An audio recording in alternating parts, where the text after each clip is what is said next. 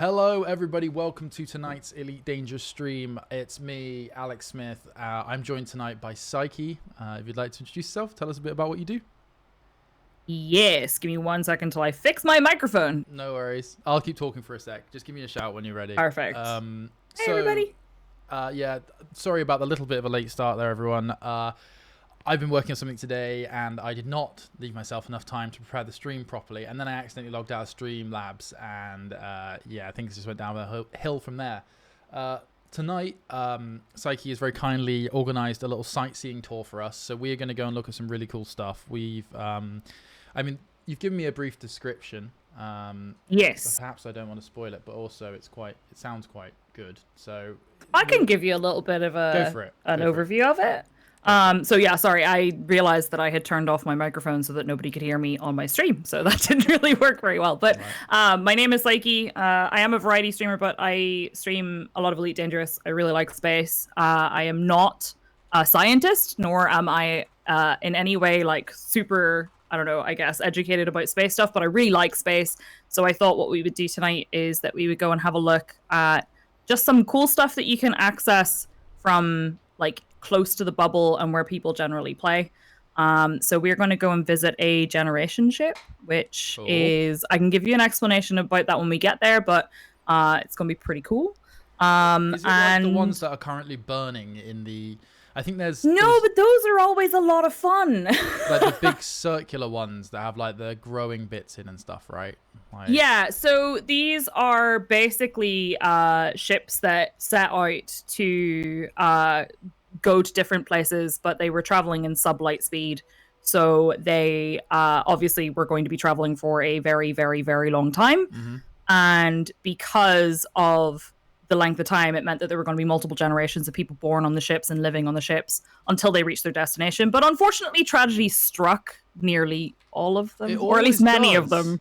It always does. Like, it's the classic sci-fi tale, right? It really is. Like, if somebody ever said, do you want to get on a generation ship? And, like, you know, you might not, you might have to live your whole life on that ship, but when we eventually get there, humanity is going to prosper. I'd be like, nah, I'm all right. It just doesn't seem like a good idea.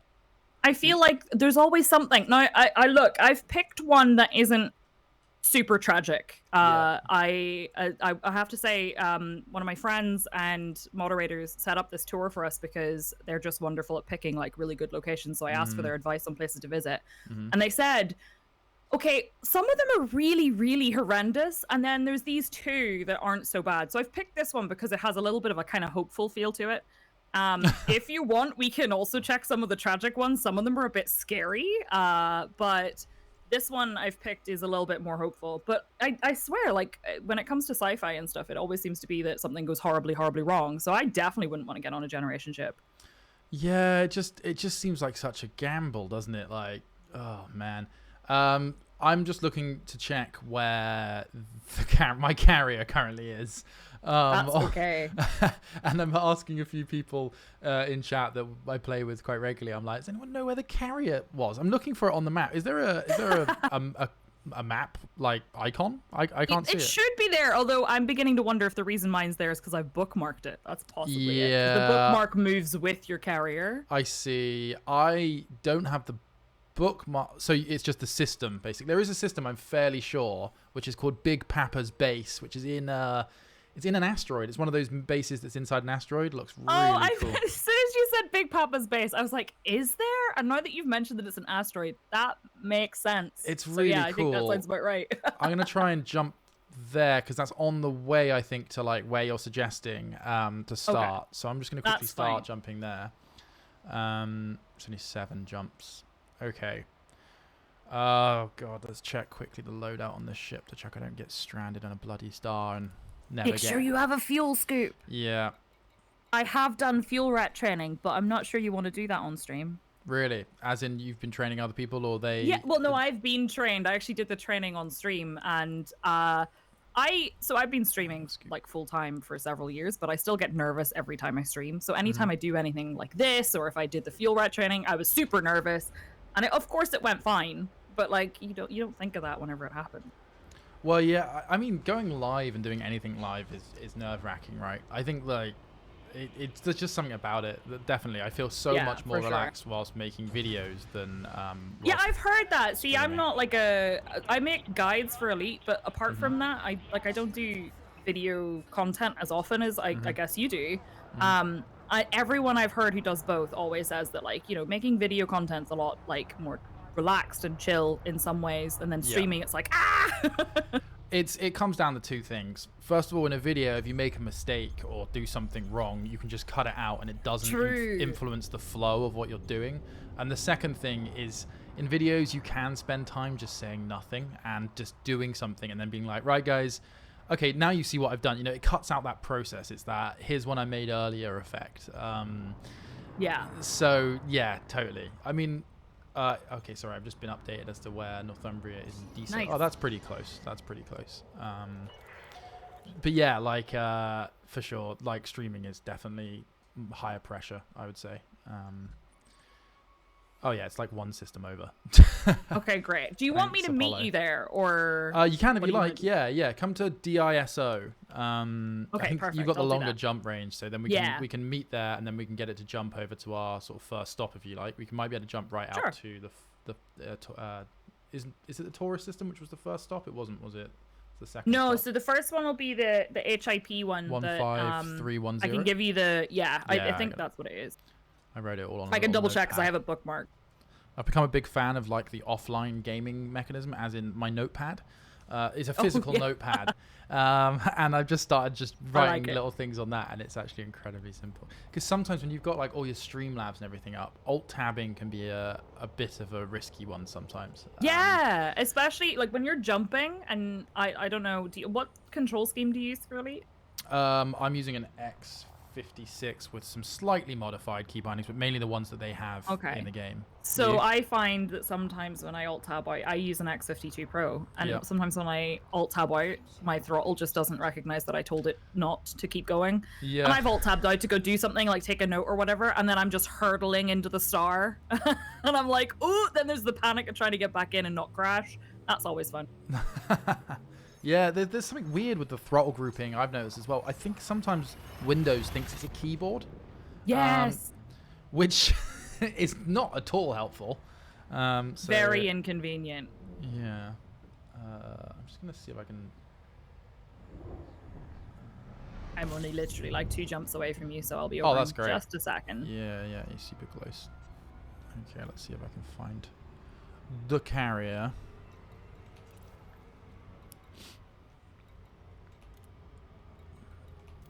Yeah, there they are.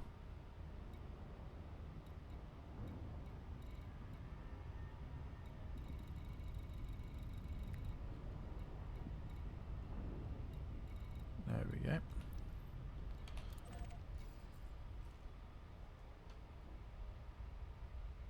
Use a farming sim wheel, Werthers. Right, well, we've got somebody in the audience who uses a farming sim wheel to play Elite. I mean, you know, you got to make your own fun sometimes, and why not add a little bit of extra complication to it? Yeah, why not use a farming sim wheel? Sure.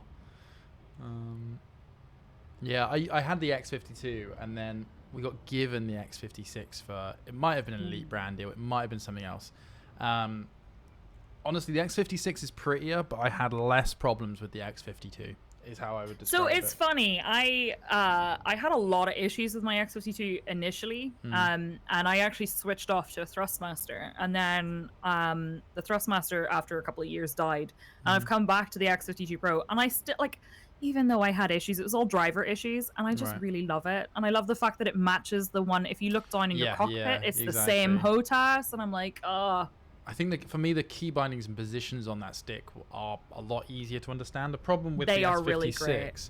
is they've put like bindings, as in like wheels and toggles and spinny bits all over it, and so you accidentally find yourself. Yeah, it seems pretty complex. It is a bit, yeah. I would. I mean, I know some people want that, and they're probably more pro than I am, but yeah. I don't know. I don't know sometimes. I've always been tempted. I really like flight sims in general, and like I've been playing like Microsoft Flight Sim a lot, and I've always been tempted to get one of like, you know, like the next tier up of crazy joysticks and pedals and stuff, where you get like, there are some fancy ones out it's like aircraft grade aluminium and all this sort of stuff, but They're like starts at like about 500 quid, and it's quite a lot of money to spend on a Yeah, sort of some of them joystick. are really expensive, but like they look so fancy. Yeah, they look really nice. I did spring for. I've got these like this German brand called Monster Tech. I want to say makes these like brackets, like these metal brackets that clip to your table. Yeah. To then reduce the height of the sticks, which is really comfortable, and so I would recommend that. Although it did destroy my IKEA table, so the underside of my IKEA table has now just got holes in it where the clamps have just like clicked on and that's just not good. punched a hole through the table. Yeah. Okay, oh well, I mean the things you do for the games you love, right? Yeah, but yeah, it has definitely been an improvement, having them in a sort of better position. But my table's Yeah, I've seen people doing that. Mine are on my desk, and my desk never seems to be big enough. Every time I get a bigger desk, I'm like, nope, still don't have enough space. Gonna need more. Yeah. And then I went and got a cat, and the cat grew really big, and now I don't have any room for him on the desk either. So it's just. Is it a specific mess. breed of cat that gets really big, or is it just happen to be? Yeah, it's a type of forest cat. So Oh he's wow! bloody Amazing. huge. Yeah, they're pretty awesome though. I've always like, Yeah. I wanted a ragdoll for ages. When I eventually live in a place I can have one, something along those lines would be great. The big that'd be boys. cool. Yeah, he's Does yours ridiculous. go He's outside 8 a lot? months old. No, he's an indoor cat. I think Okay. he's too stupid to go outside, honestly. Yeah, that's what they say about ragdolls. They're like, they Yeah, might not come back. he's part ragdoll as well. So he's a Right, bit thick. okay. He's really soft. Because I'm not sure whether I don't want to speak for your breed of cat, but I know with ragdolls they say that like a lot of the cat's homing instincts has actually been bred out of them, and that kind of That's like probably true, actually. And then he's just gonna get lost. yeah. I'm I'm almost docking here, with the by the carrier. way. I'll start the like preload of the carrier if you're almost Sure. here, just because. Yeah, like I'm 15 literally minutes. coming in now, so I shouldn't be too long. Sweet. Right, anybody in chat who is a member of the squadron, or indeed, I think anyone can land on this carrier. So if you're in this instance and you're coming to DISO, feel free to jump on the Northumbria, which is named after a awesome sea shanty kind of song. Come and jump on that, and we are going to go to HIP 15310, which is the generation ship one, right? Yes, let me just confirm that that is the first one. I think it is. If it's the one I told you in Discord, then yes, that's the one. I've got Booth in chat, who seems to be a fan of yours. Hi, Booth! If you know Booth. Yeah, we used to stream together. Oh, nice. Yeah, she's plugging you in chat. Bless her. Sorry, it's HIP 21654 is the first one. Oh, that's the first one. Okay, I thought that was the meeting point, but this is the one with the generation ship. in it as Yeah, well. I was cheeky and put the meeting point in the same place. Okay, that's cool. That's cool. I will start that up. I don't think that one's going to be very far, so shouldn't cost much in the way of fuel. It shouldn't be too far, and then the next one after it, we could probably jump manually and then come back to the fleet carrier afterwards. Okay, and then do the big one to Taurus. Yeah, exactly. Okay, cool. Okay. Anyone in chat, if you are coming to land, you must bring tritium with you and pay your fare. Unfortunately, I did not bring any with me, but even if I had, I think I've probably got brought 10. 8 tons. yeah, exactly. I think my carrier's out in the Taurus Dark region, just in case we need to use it cool. to get to the other one. Yeah. It has some tritium on it, so we should be able to make that across. And I can always donate you a little bit as well, yeah, because I no can transfer it worries. across. Yeah, that's great, thank you. But yeah, don't feel you have to. 21654. Okay, carrier jump is I think scheduled. Yeah, it's 200. Actually, it's 243 light years, so it's not an insignificant jump. Oh yeah, that's not insignificant. That's worth it. Why isn't this counting down? All right, I have made it on.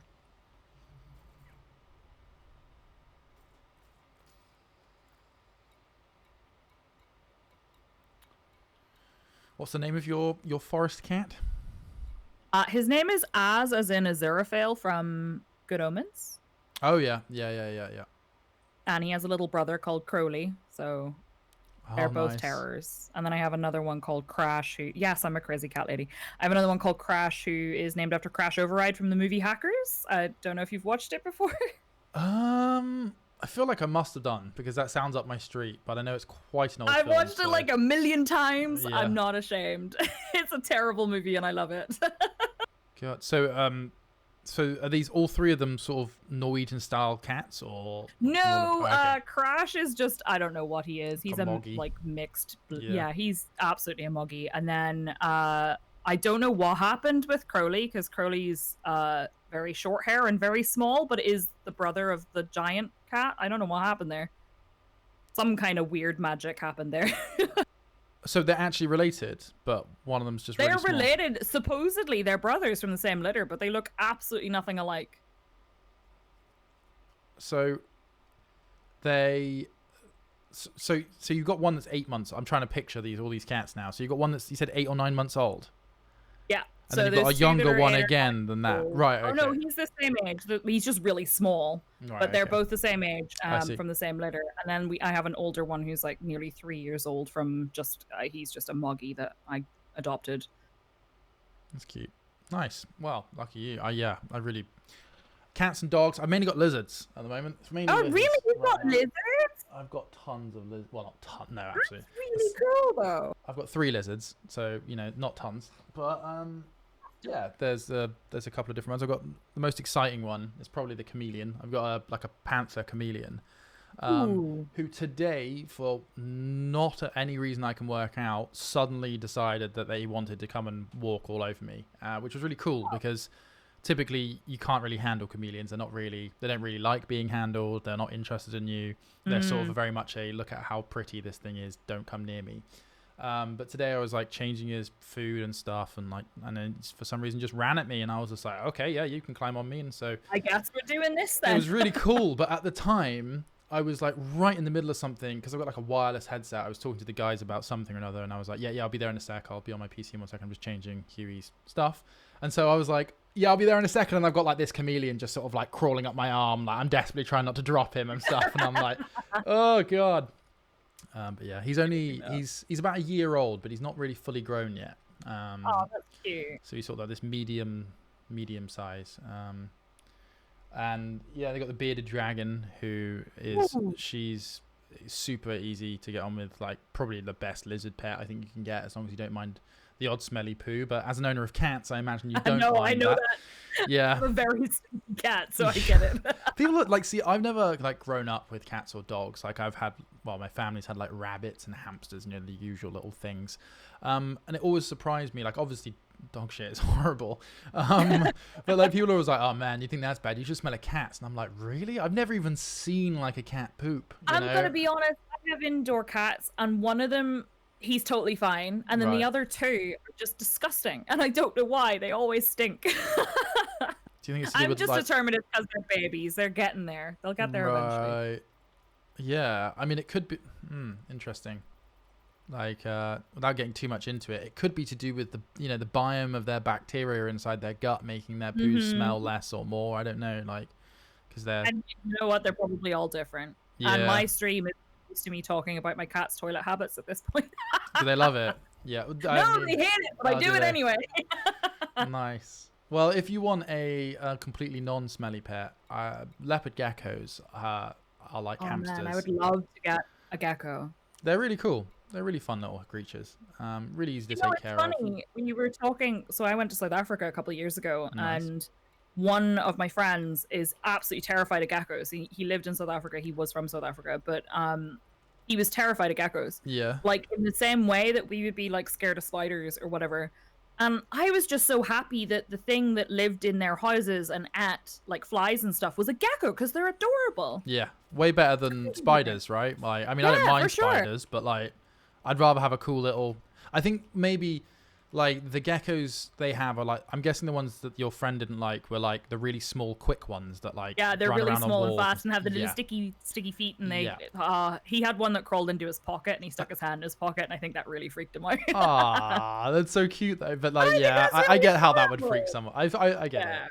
Yeah, I get it. Like it wouldn't. If it was a spider, it would freak me out. But because it's a gecko, I was like, "Oh, that's really cute." And he was like, "No, it's disgusting." Yeah, people who grow up in like in places, I guess, where they're numerous are like not so excited about them. For us, like we don't really. I mean, we have a few lizards in England, or the UK rather.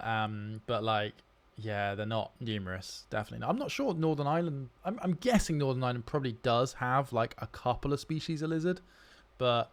You're a little bit colder. I think we do have one, and I don't remember what kind it is. And I was sure we had grass snakes, but I'm pretty sure St. Patrick got rid of all the snakes, or so the legend goes. Oh, I see. But I feel like we had a lizard. I just don't know. I don't know enough about my country.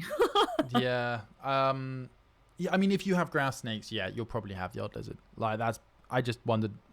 You must have reptiles up there for sure. But I wonder whether it's a little bit too cold. But I don't think it should be. Yeah, it's really cold here. Is it? It can be. Have you I feel lived like in Northern Ireland your whole life, or have you moved around? Because you said you were most of it, southern, but yeah, like Ireland, right?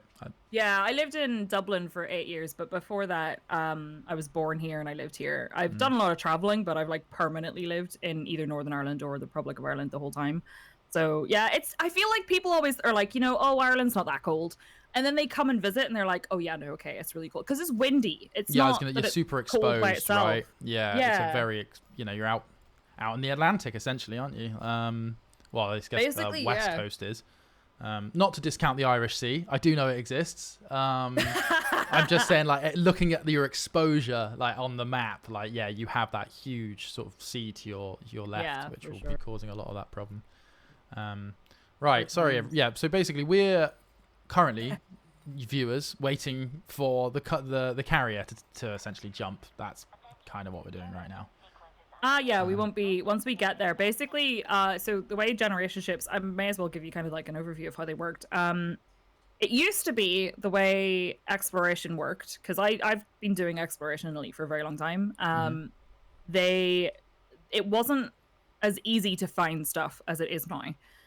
So it used to be that if a generation ship wasn't in orbit of like a planet or a star or whatever, you would just have to find what direction it was going and its last known location, and then fly in a direction for an extended period of time. It might be like 20,000 light seconds or whatever before you would find it. Now it's a lot easier to find that because of the full spectrum scanner.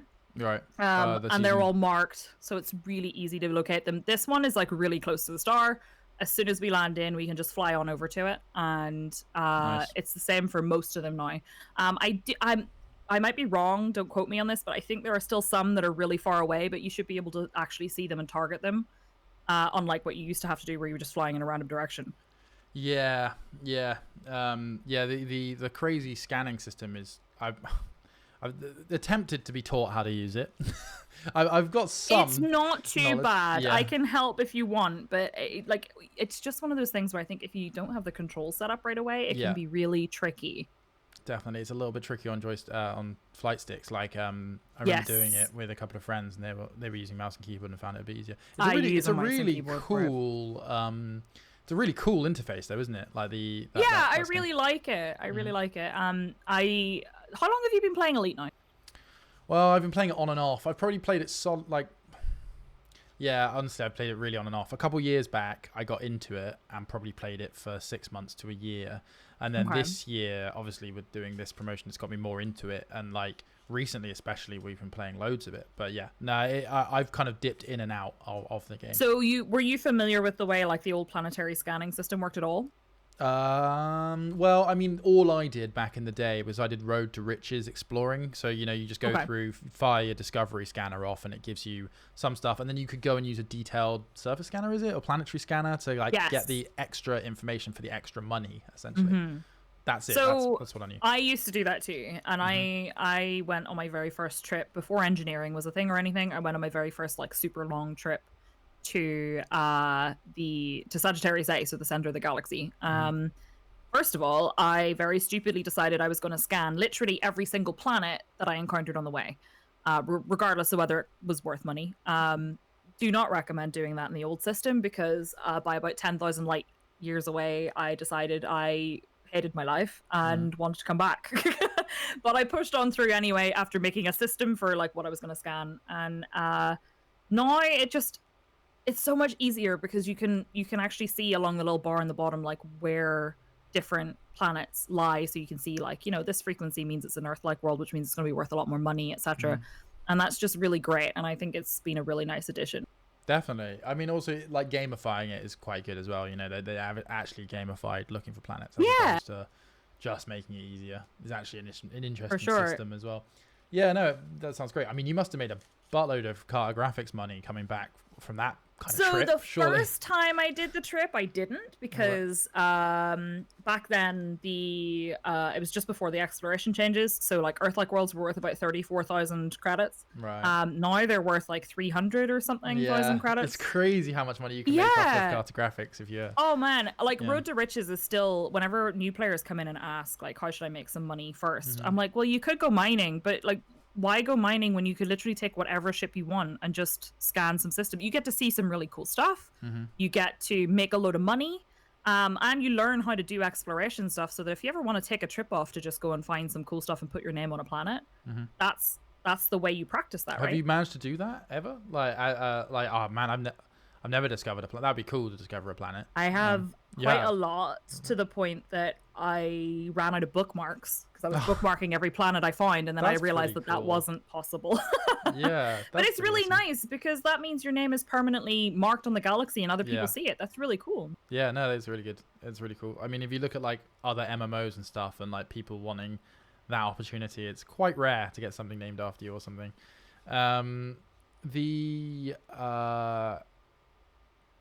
Sorry, my train of thought there. With mine, so yeah, talking about like exploration and mining and how to get money straight up. I agree. Frankly, exploration was the way I did it. That's how I started making money. I then used that money to do other things. And recently, me and a bunch of people have been doing what we call hunting for popcorn, which is where you go to icy belts and look for like mother loads of like things like they look like popcorn. They really do, yeah. So like, oh my god, recently, I mean, like I said, I've been off Elite for a couple of weeks because I've just been really busy doing other things, but a while back there was about 8 of us, I think, at one time. Just okay, cool, upcoming jumps coming. We were like flying through the asteroid belts all the time, just weaving in and out and like looking for these like popcorn glowy boys that glow just the right color as well. And so you think you see like a motherlode in the distance, and you fly over to it and you're like, god damn it, it's not another. And so we're getting this sort of like madness flying through these minefields for hours looking for these things. But I was working on a mining guide and I was trying to find so the metallic ones, they look kind of like if you took a potato but made it kind of pointy. Okay.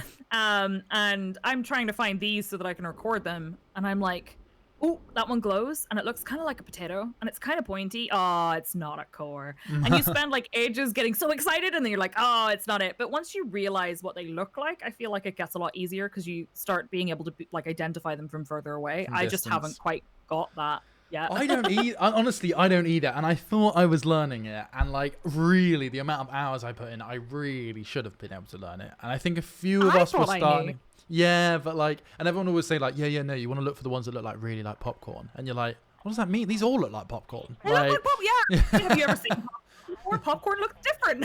Yeah. But yeah, good. But it's something I think you do get used to over time. I feel like I had the knack for it. And now I've lost it again because I haven't mined in a while. Yeah, we started messing around with stuff like we had a couple of ASP explorers going through, blowing them open, and then I was coming in a Type 9 heavy with like 400 limpets and 3 collector modules, and sending out like 7 limpets at a time, and like being like the big whale that comes in and collects all the krill.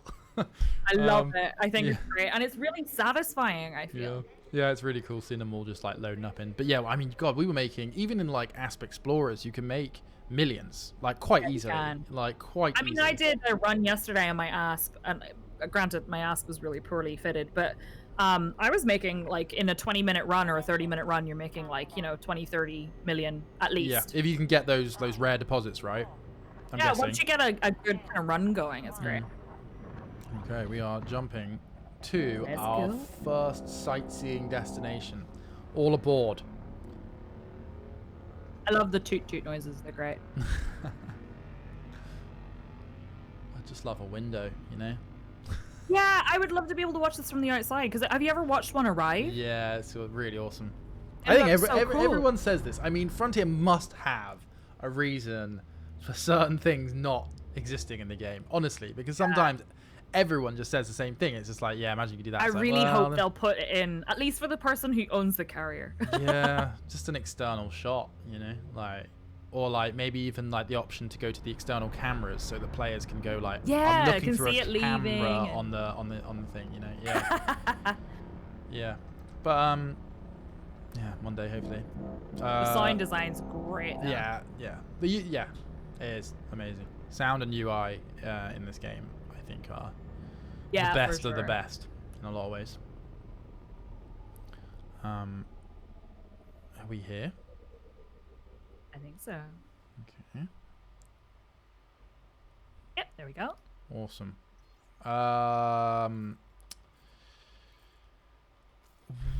In terms of, I think this has all of the bits and bobs I need on it to do. Later on, when we're looking for like planetary stuff, am I going to need a special scanner?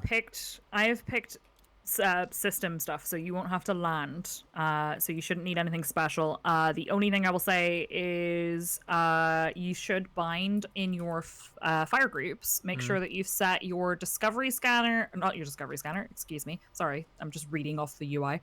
Your data link scanner and your composition scanner to something. Like to have one or two. So have a primary fire and a secondary fire for your data link scanner and your composition scanner. Cool. Because the thing we're going to do now will require your data link scanner. And there's a thing later, it would be advisable to use your composition scanner, but you don't have to. Cool. Yeah, no worries. Set that up. Thankfully, this is still set up for mining, so it has all that stuff on it. Nice. I don't know, do you see in the system, do you see Generation Ship Spear of Hope listed? I'm not sure if that's something that pops up only when you've scanned or if it shows up all the time. Let me clear my filters. How far out is it? Do you have a distance? 1975 light seconds. So it's next to HIP 216541B. If not, I could just fly there and set up my beacon. Yeah, no, I don't see it. Yeah. So yeah, I'm just gonna have to follow you. I'll lead you out there. That's cool. No worries. Actually, I need to invite you to win.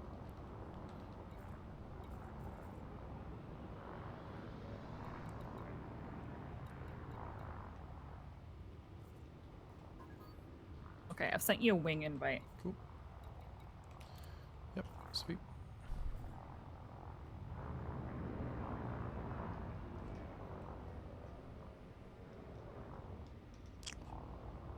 All right, I'm heading into Super Cruise now.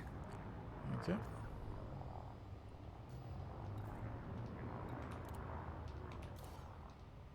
So apparently this one, it may show up for you once we get a little bit closer because I've been here before, so it shows up for me, but once you get within 1,000 light seconds, it may show up anyway.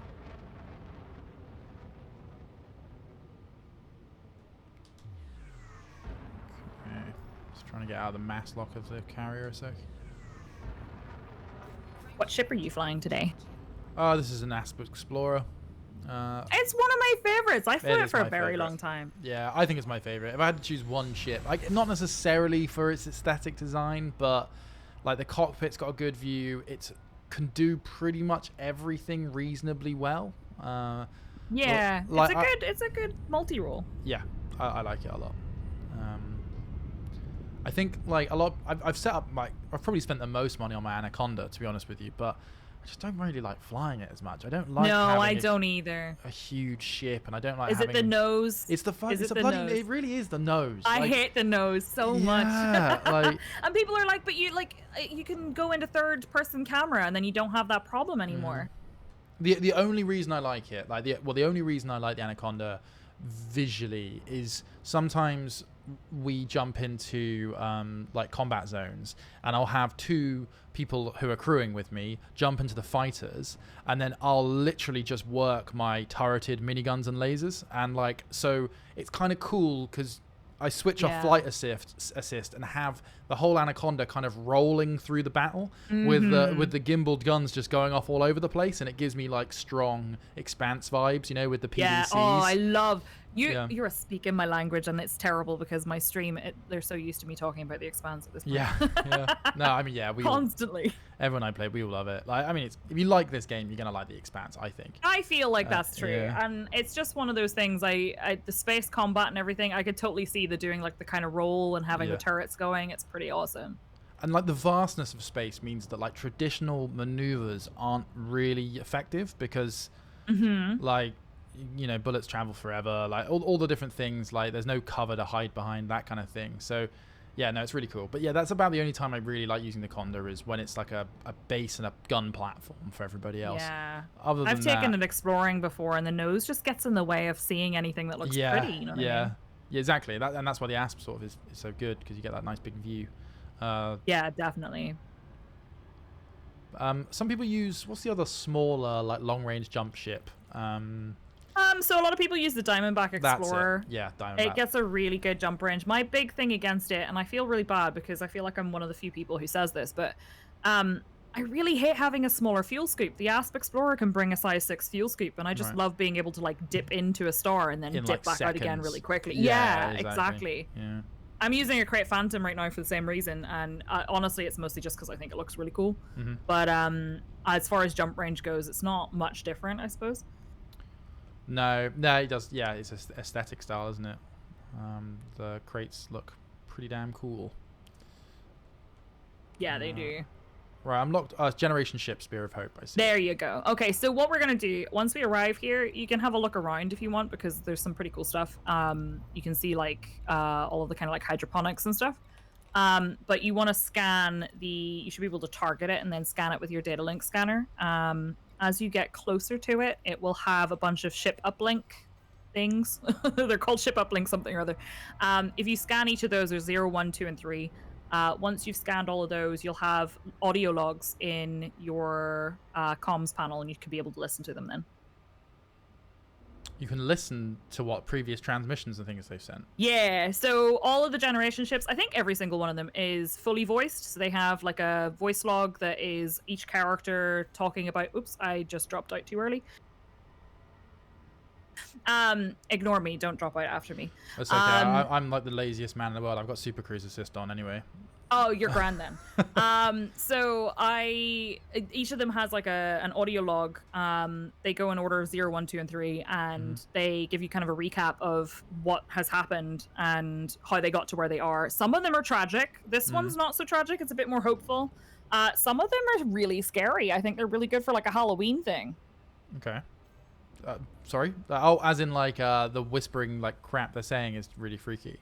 Yeah, so like there's a couple, I'm not going to spoil them in case you want to go and listen to all of them, but there's a couple where it's like really quite scary, like really creepy. The voice logs are scary, and it's clearly something not very nice happened on the ship, you know? They kind of went crazy or something, do you think? Yeah, so like there's a couple where it's heavily implied that at least somebody on board went a bit crazy, and it's pretty freaky. Right, jumped out, let's have a little look.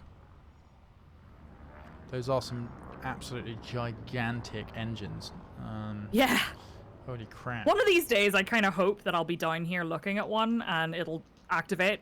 And I will freak out. It'll be great.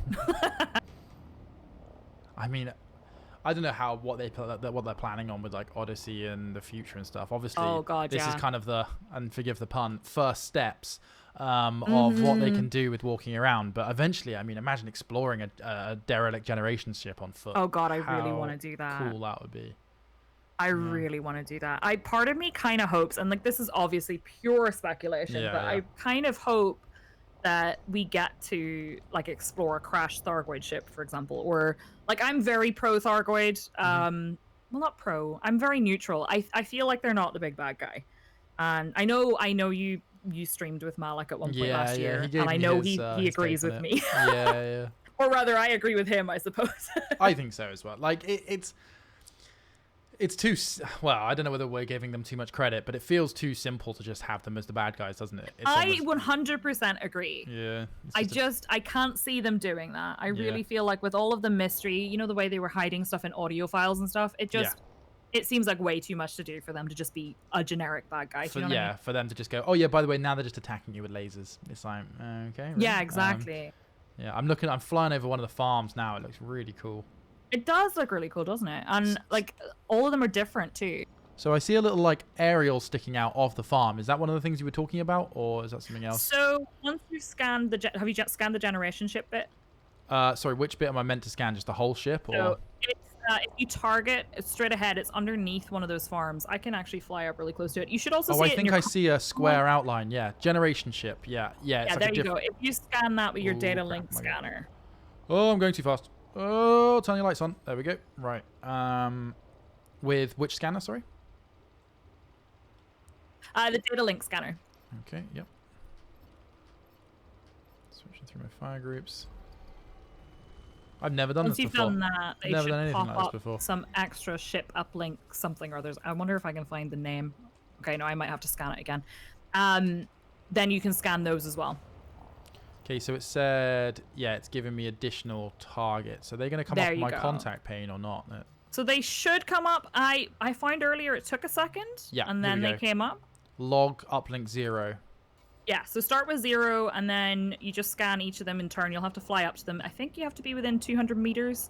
I did one of these earlier, and I bumped my face off the hull a couple of times, so don't worry if that happens. Dong, dong. It's alright. Repeatedly, and then I got wedged between two of the little, like, scaffoldy bits, and that was great fun. That's a technical term, my by the way. favorite faux pas is or mess up is when I accidentally put silent running on all the time. So Oh no! for whatever reason, the X56's landing gear and cargo scoop binding mean that the silent running is the button next to that. So you can imagine how often you're opening your scoop. Oh and no! putting your landing gear down. Just switching silent running on. Not good. Oh, it's so bad. And then you hit an I played on the asteroid and blow PlayStation up. and did the exact same thing. My problem was whoever decided to make the console controls default ones, that to boost was to press like the square on the PS4 controller, and to do landing gear I think was like down on the D-pad and square. So I went into the station and I tried to deploy my landing gear and I boosted into the back of it and died. Yeah, that sounds like an awful decision to key binding wise. I'm amazed you can play. I'm not you in general. I just mean people. Like, it's quite amazing they managed to make this game playable on a controller. Really, like honestly, I don't understand. I've keybinds. done it before, but I don't understand. There's so many things you can do. Yeah. I feel like there must be some kind of like contextual controls or something. So like when you're in a specific menu, the buttons do one thing, and then when you're not, and whatever. But Yeah. Oh, it's yeah. crazy. That's true. Yeah, that's a good idea. Okay, that's the first one scanned. Is it meant to play me something at this point? No. So once you've got Okay. them all scanned, you can do it one by one, but I tend to try and get all 4. And then when you go into your comms panel at the top, you'll have a little thing that says discovered logs. And then if you just click on one of 4, you have a little play button at the bottom and you can press play. Okay. And that way you can do it. Or earlier I found that I was really close to the mega ship and it was very loud. Yeah, I was going to So say, I need to if turn you my fly a little sound bit up a away- bit more if I'm going to listen to it. So yeah, once you've got them all, you can listen to them individually, and or you can add them to a playlist and it'll play one after the other. But I personally just go through them one at a time.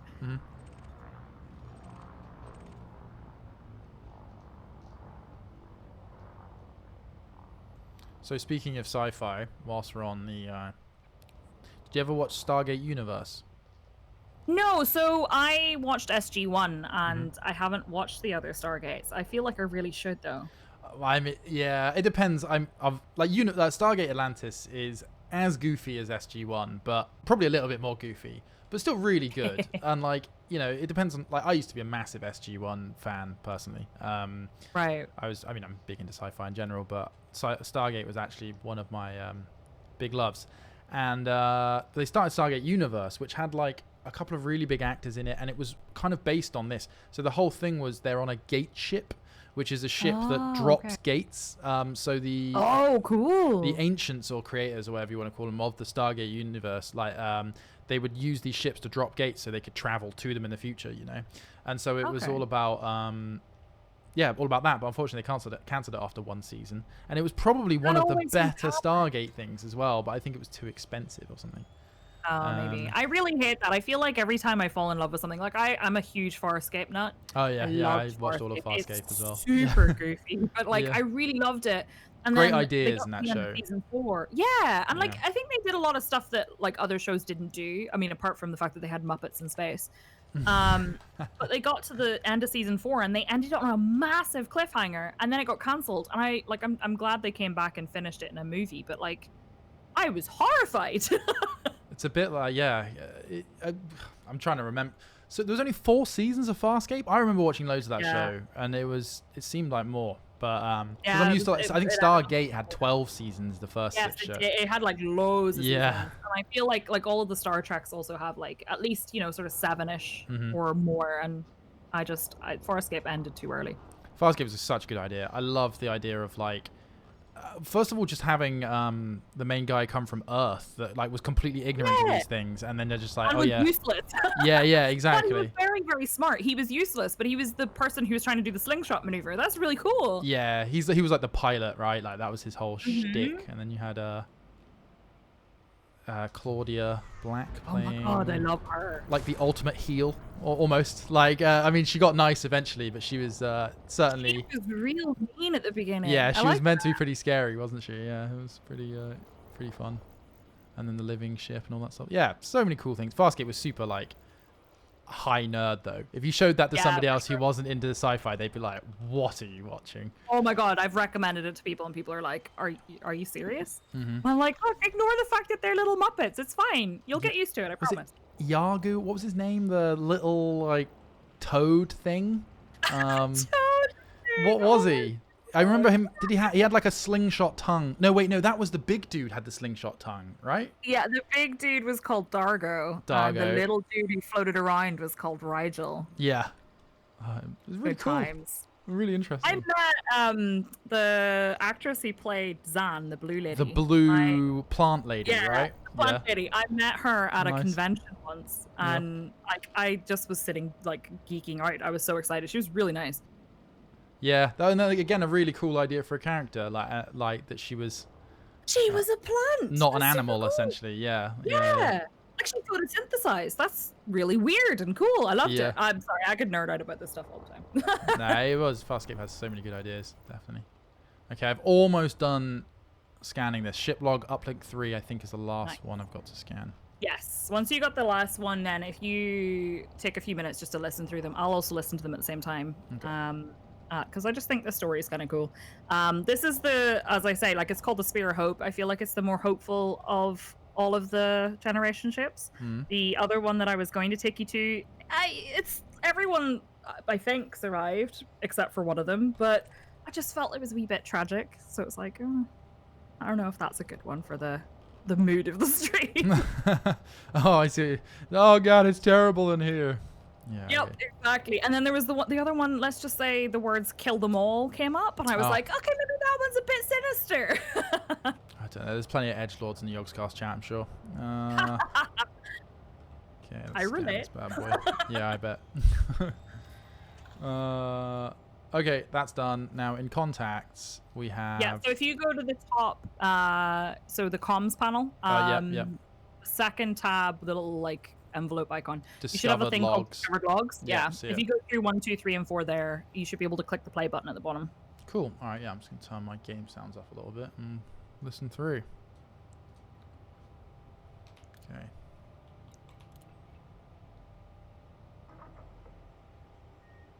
Looks like one of the long-distance Pathfinder probes has malfunctioned. It wouldn't normally be a big deal, but we've already lost 2, so they're becoming precious. Finding a habitable planet depends on having as many working probes as possible, and that means yours truly will have to head out and fix it. I'm not expecting it to be a challenge from a technical point of view, but the probe is light years away. It will take the maintenance shuttle 6 months to reach it, and another 6 to get back. So, I'll be on my own for a year. Maybe someone will let me have their coffee ration. Okay, so I've just finished the first one. Oh, it all sounds very hopeful and normal so far, doesn't it? So far, it's not too bad. Right, I'm going to move on to the second one.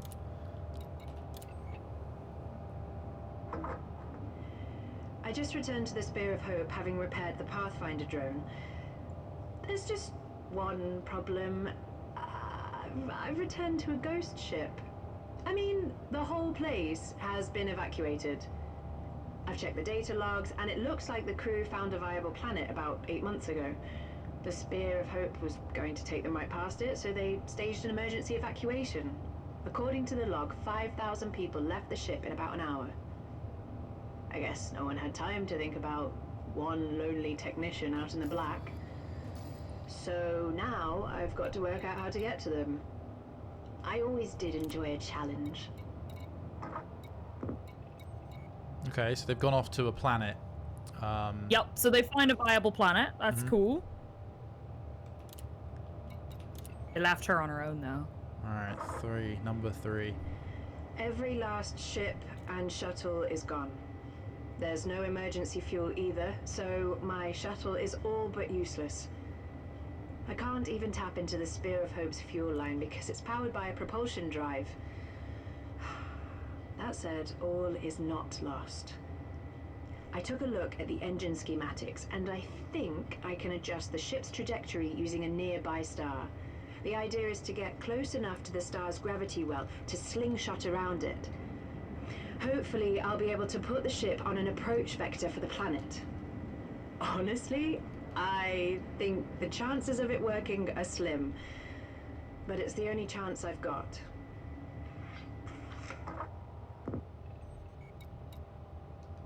Okay.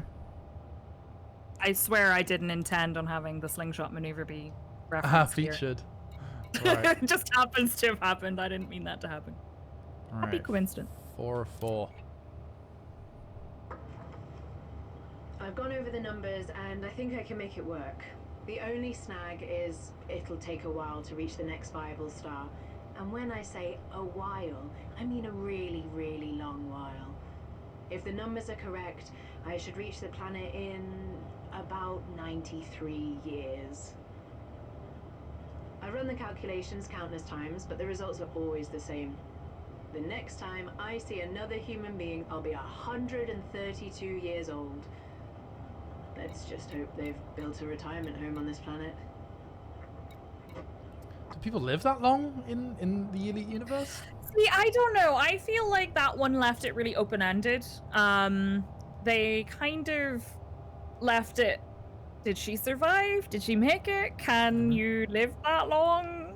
Did she live like a long life on this generation ship, and now we're seeing it like 400 years in the future or something? Yeah, so like I don't know. I feel like a lot of them have been left open-ended. This was the one that was left the most hopefully open-ended. I hope she made it. I don't know if she did. I don't think there's any record of her anywhere. There are others. It's up to you. So I have planned a route that takes us away from this, but all of the generation ships are really close together. So if you do want to visit another one, we can. I don't mind. They're all this kind of thing. It's really interesting. I think maybe let's go and look at some gas or something, nebula, like something else, you know. But like, I do think it's really cool. Like, I never even knew you could do this. If I'm honest with you, I didn't know you could get up close to them and like I think learn their 13 story. or 14 of them, maybe. And they all have different stories that are all related to like what went wrong, what kind of failure happened, and whether or not anyone like survived, whether their mission was successful despite the ship failing or whatever. So you can go and scan them all. There are also some planetary sites that have information about like Thargoids or like terrorist groups in the game that all have like a really interesting and often very sinister kind of backstory to them as well. So those are things that you can definitely seek out and find at some point with the same voice acting, and it's great. I really enjoy it. Yeah, I mean the voice acting is great, isn't it? I haven't heard you don't get the chance to hear too much of it in the game. No, I feel like a lot of people don't like because these are found through. Well, originally they were found through listening posts, so people would go and scan the listening posts and get information about a thing that existed somewhere, and then they would go and try and seek it out. Unless you were doing that, you wouldn't necessarily know these existed. So it's little kind of nuggets that are hidden around in different places, which is really cool. Yeah, I find the more you get like involved with the community and like other people who've been playing this, it is very much like word of mouth spreading like this information. Yeah. I say word of, also websites. Definitely. So like, I'm sorry, I've just for speed, I thought I'd just quickly try and plot a route to HIP 15310. Saying it's not available, we're gonna have to jump in this, carrier jump it as well. Hold on, let me double check because I've got it here. To this. It's 50 light years. 50? Have you got any? Yeah, 54. Oh, yeah, that should be fine. I don't know why I can't plot Unless you have any like filters on, maybe on your. Oh no, there we go. Yeah, I might have done. I've plotted it now. Yeah, no problem. Okay, perfect. So yeah, if we meet there, the next thing. Now the next thing's a bit weird. I think the next thing on our list is a Q-type anomaly. Yeah. They're weird. In what sense? They're like a little moving energy blob. They're quite hard to find, but there'll be a point of interest that we can go to. And once we arrive, you just have to kind of fly around a little bit till you see them. Look for it. So they're just like a weird really energy being existing in a universe. Yeah, I have absolutely no idea if they scientifically actually exist. I don't know what the science behind these ones is. I've not been able to find any information on them, but they're pretty cool though. Nice. Well, let's go have a look. I went to one earlier just to double check I could find it, and let's just say when we do find it, take your time approaching it. Okay.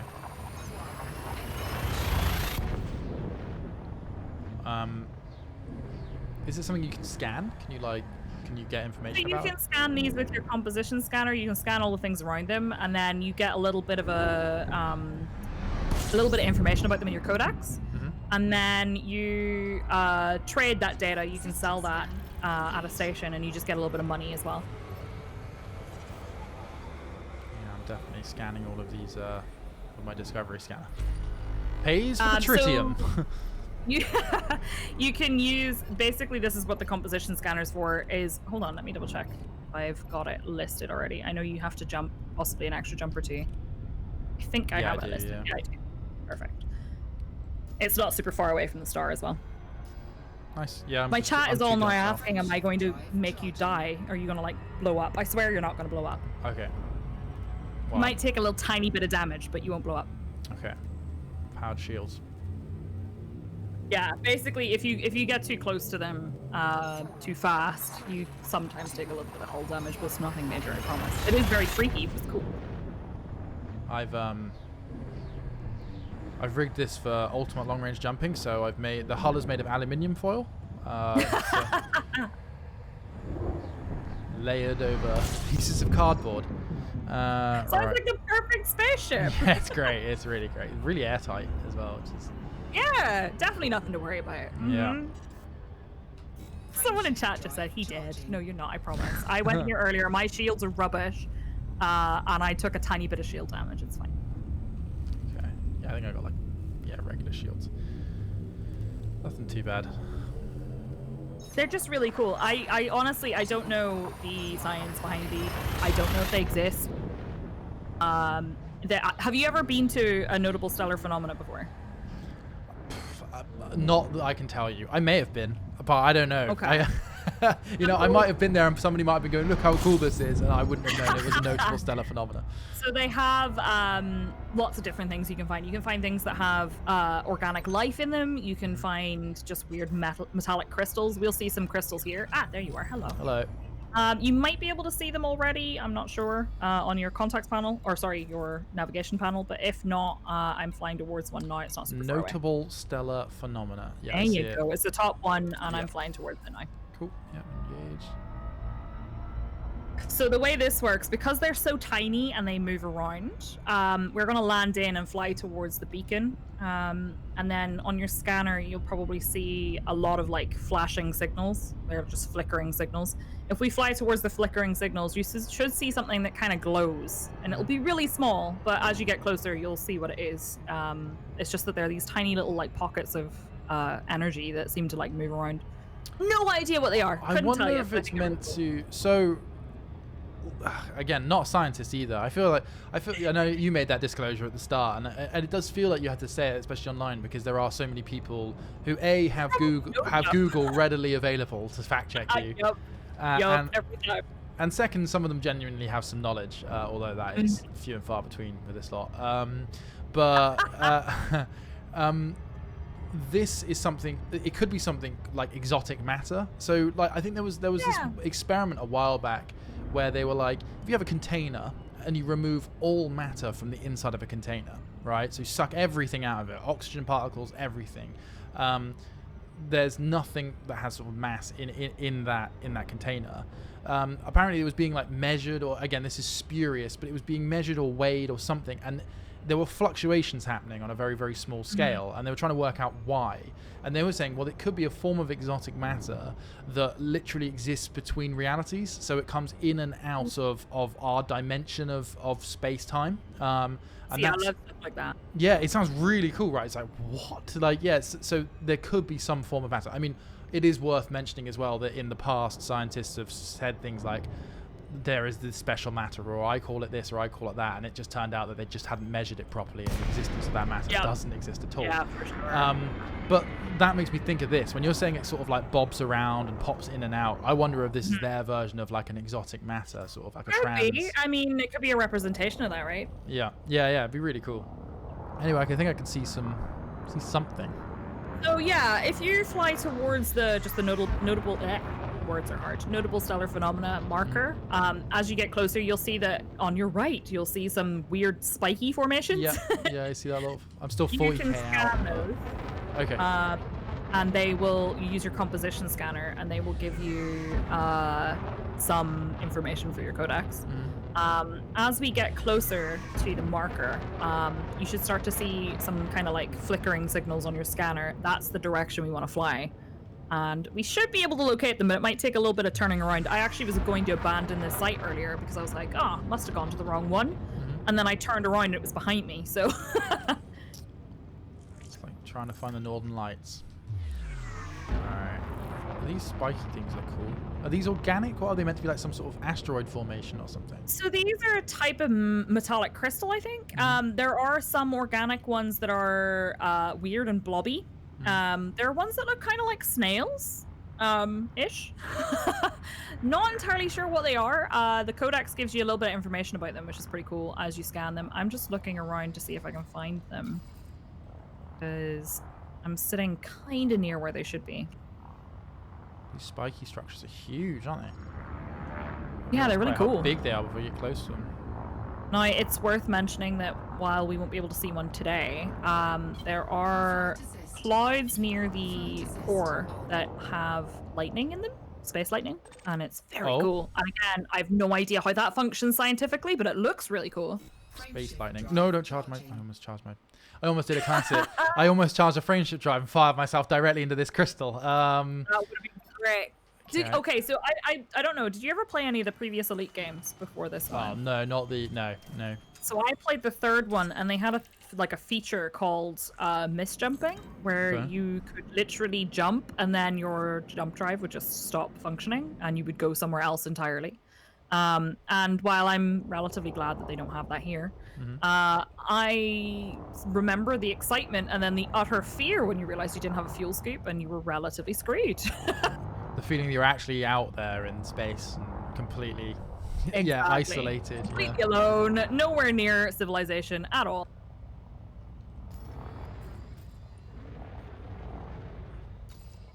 So I scanned one of them with my composition scanner. I'm guessing that's all the information I'm going to get, because they're all the same. Yeah, I believe so. I'm just trying to find the little weird orby things, because they should be around here somewhere. I'm just going to try and find... They're so small.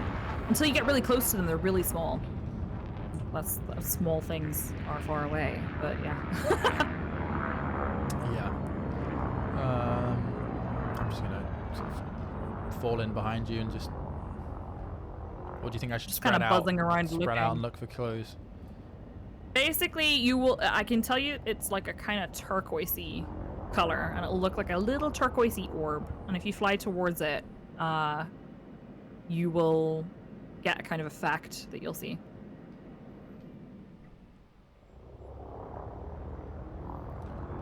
Keeping an eye out.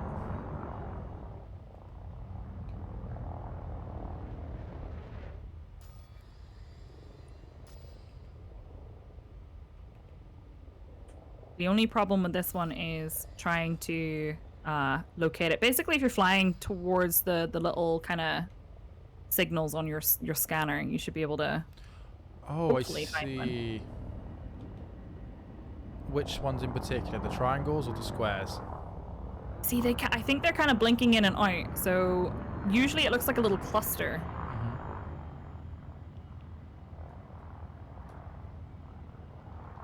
I'm coming back that way because I may have just passed them.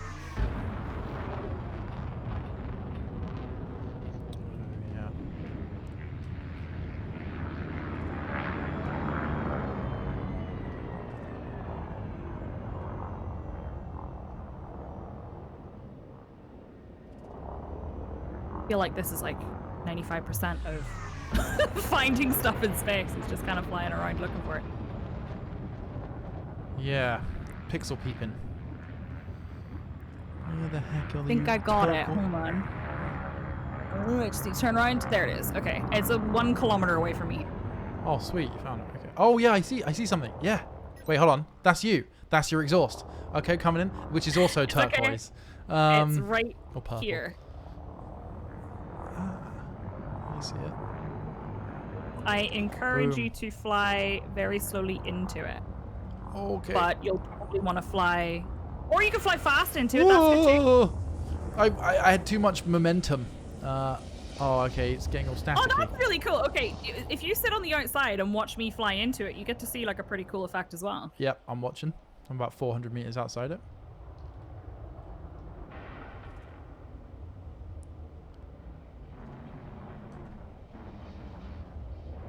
So it's like putting electricity all around the outside of your ship. Yeah, so I think they have like a really, I might be wrong, but I feel like they have like a kind of super mild EMP style effect. Okay. They look really cool, and if you watch them for a while, they move around, and there's multiple. So earlier I found 2 right next to each other, and they sort of flew away from each other. They're really cool. Okay. Oh, okay, this is really hard to fly around.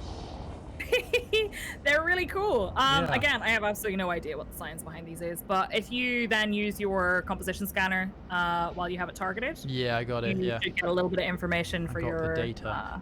Yeah, there you go, and then you can sell that data back at the station. Oh, my shields are offline. Oh, Yeah, no, so too close. if you back up, you should be okay. I promised you wouldn't take damage. Technically, shields don't count. No, they don't. But they are moving, so it's really cool. There's usually a few of them. The only reason I saw it is because I was like, oh, I must be in the wrong place, and then I went to leave. And It's super hard to spot, even when I've got it targeted. It's so hard to spot. Yeah, they're really tiny. Oh man, okay, I really need to stop flying near that because I'm taking damage now. I'm taking quite a lot of damage. Uh-oh. You'll be good. Your shields are back. You're okay. Oh my god. Oh, that was scary. Okay, cool. Well. So there's loads of those. There's different kinds of weird blobby energy orbs around this just galaxy that you can go and have a look at. Some of them do more damage than others. I think I read somewhere that there was one that completely shuts off your ship systems, but that may have been just somebody who had a bit of a panic. But yeah, if you wanted, so I think the next jump is the Taurus Dark region, so it's about 300 light years. So if you want to take the fleet carrier to that one, Let's do you it. can totally do that. I wonder if I can schedule that here first. So when we get to it. Carrier management. Yep. Okay. That's so I've got it written down here. RD/-T. Can I just put Taurus in though? That will work, right? There's quite a lot of them. Taurus. So you might have to copy RD-T B3. I can read it out to you if you want. I've got it here. I just don't know what will come up in a search. If you put the whole thing in, it should bring up just that one cool. system. Yep. In theory. Sometimes So it you doesn't. put dark region in. Yeah. Okay. Yep, we good. Carry jump planned. Let's get back before it leaves. Yep, let's go. Which system were we in? We were in HIP 21654. Got it.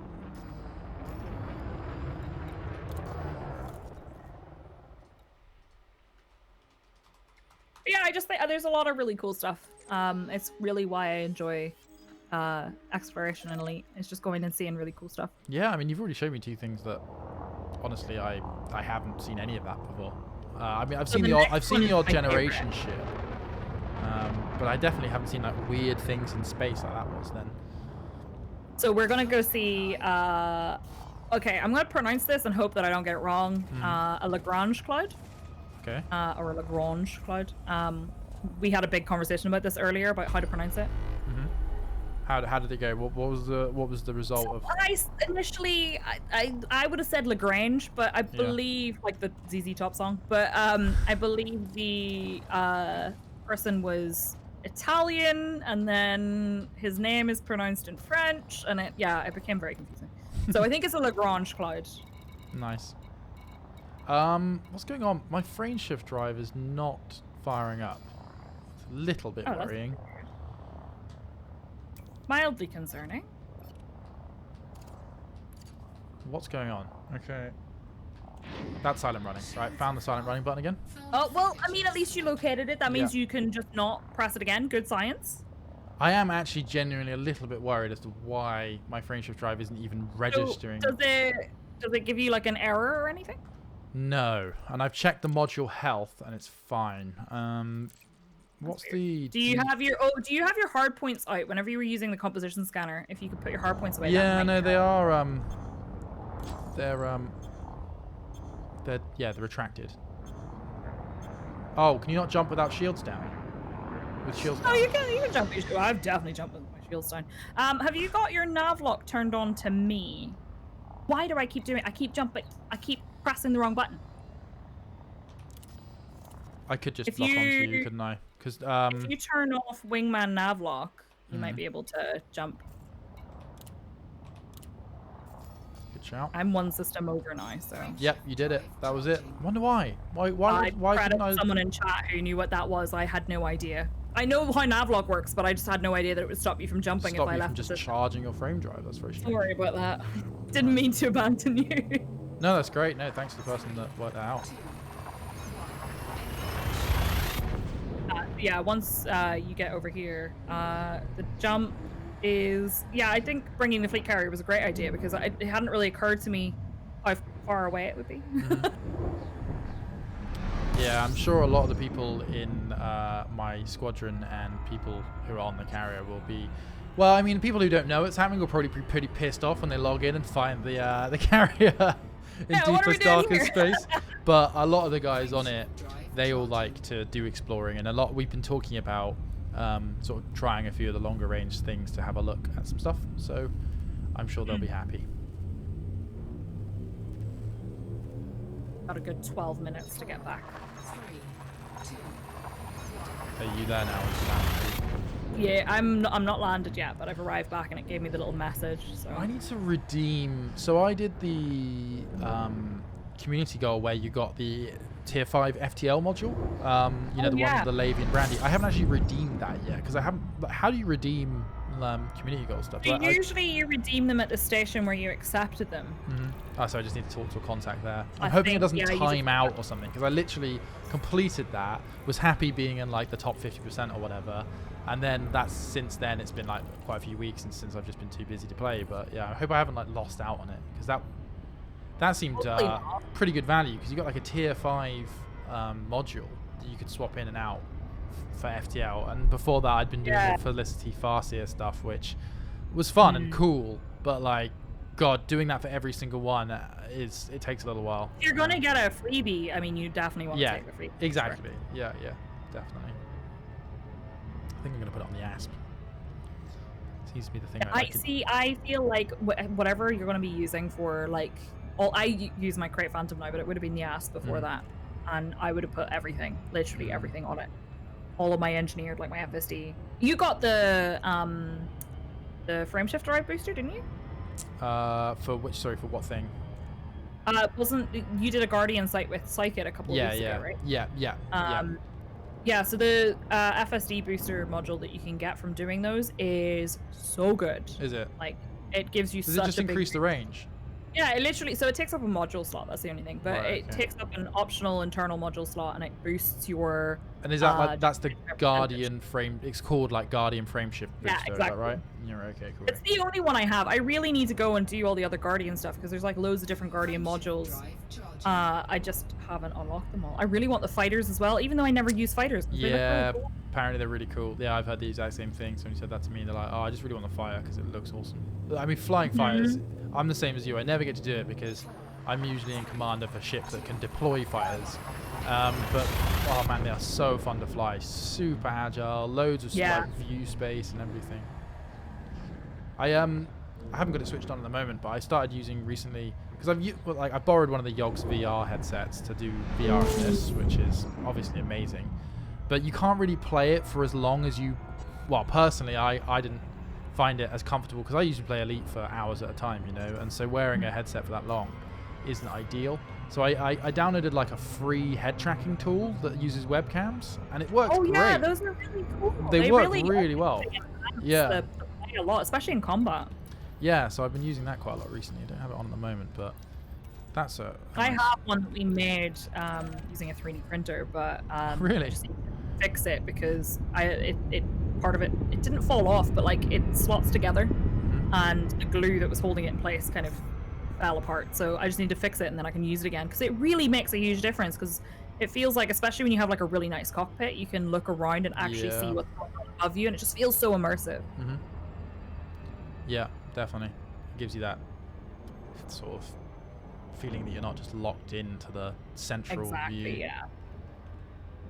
I do hope that one day they add the ability to walk around in ships. I know it's a big ask, and like the amount of modeling and stuff that would need to be done is a lot of work to to create models. No, but like just to think that there are those ships with coffee machines on them and everything. It just feels like I want to be able to make myself a cup of coffee. Yeah, that's the main thing that like I know everyone always brings it up, but Star Citizen, that's the main thing that I'm jealous of Star Citizen of, is having all those different things inside the ship.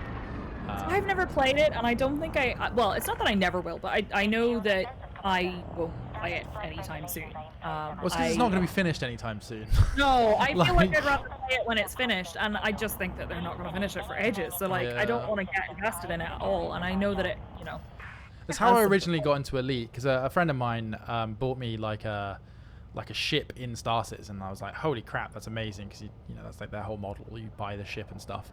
And so I was in that, and I was like, this is amazing, this looks really cool. But then there was like no game to play at that point, and there's still exactly. arguably like, it looks cool, but And so that's kind of why I sort of decided, I'll get into Elite and I'll start playing Elite. And I think I kind of prefer the way it's happened in Elite, in that Elite has the game here already. Yeah. There is the game already, and now they're adding features, which I think is better than Star Citizen. Has some amazing features, but like it just feels like it's going to be forever until they actually have. It feels like there's a load of features that aren't really strung together at all. Yeah. They're just like, oh, there's this one cool thing you can do, but like, why? Whereas at least I feel like with Elite, you have like a really solid base game with a lot of different things that you can do, and they're adding more depth to it as they go. Yeah, exactly. I think the right way to do it, and I appreciate it. I've been playing it since closed beta, so like 2014.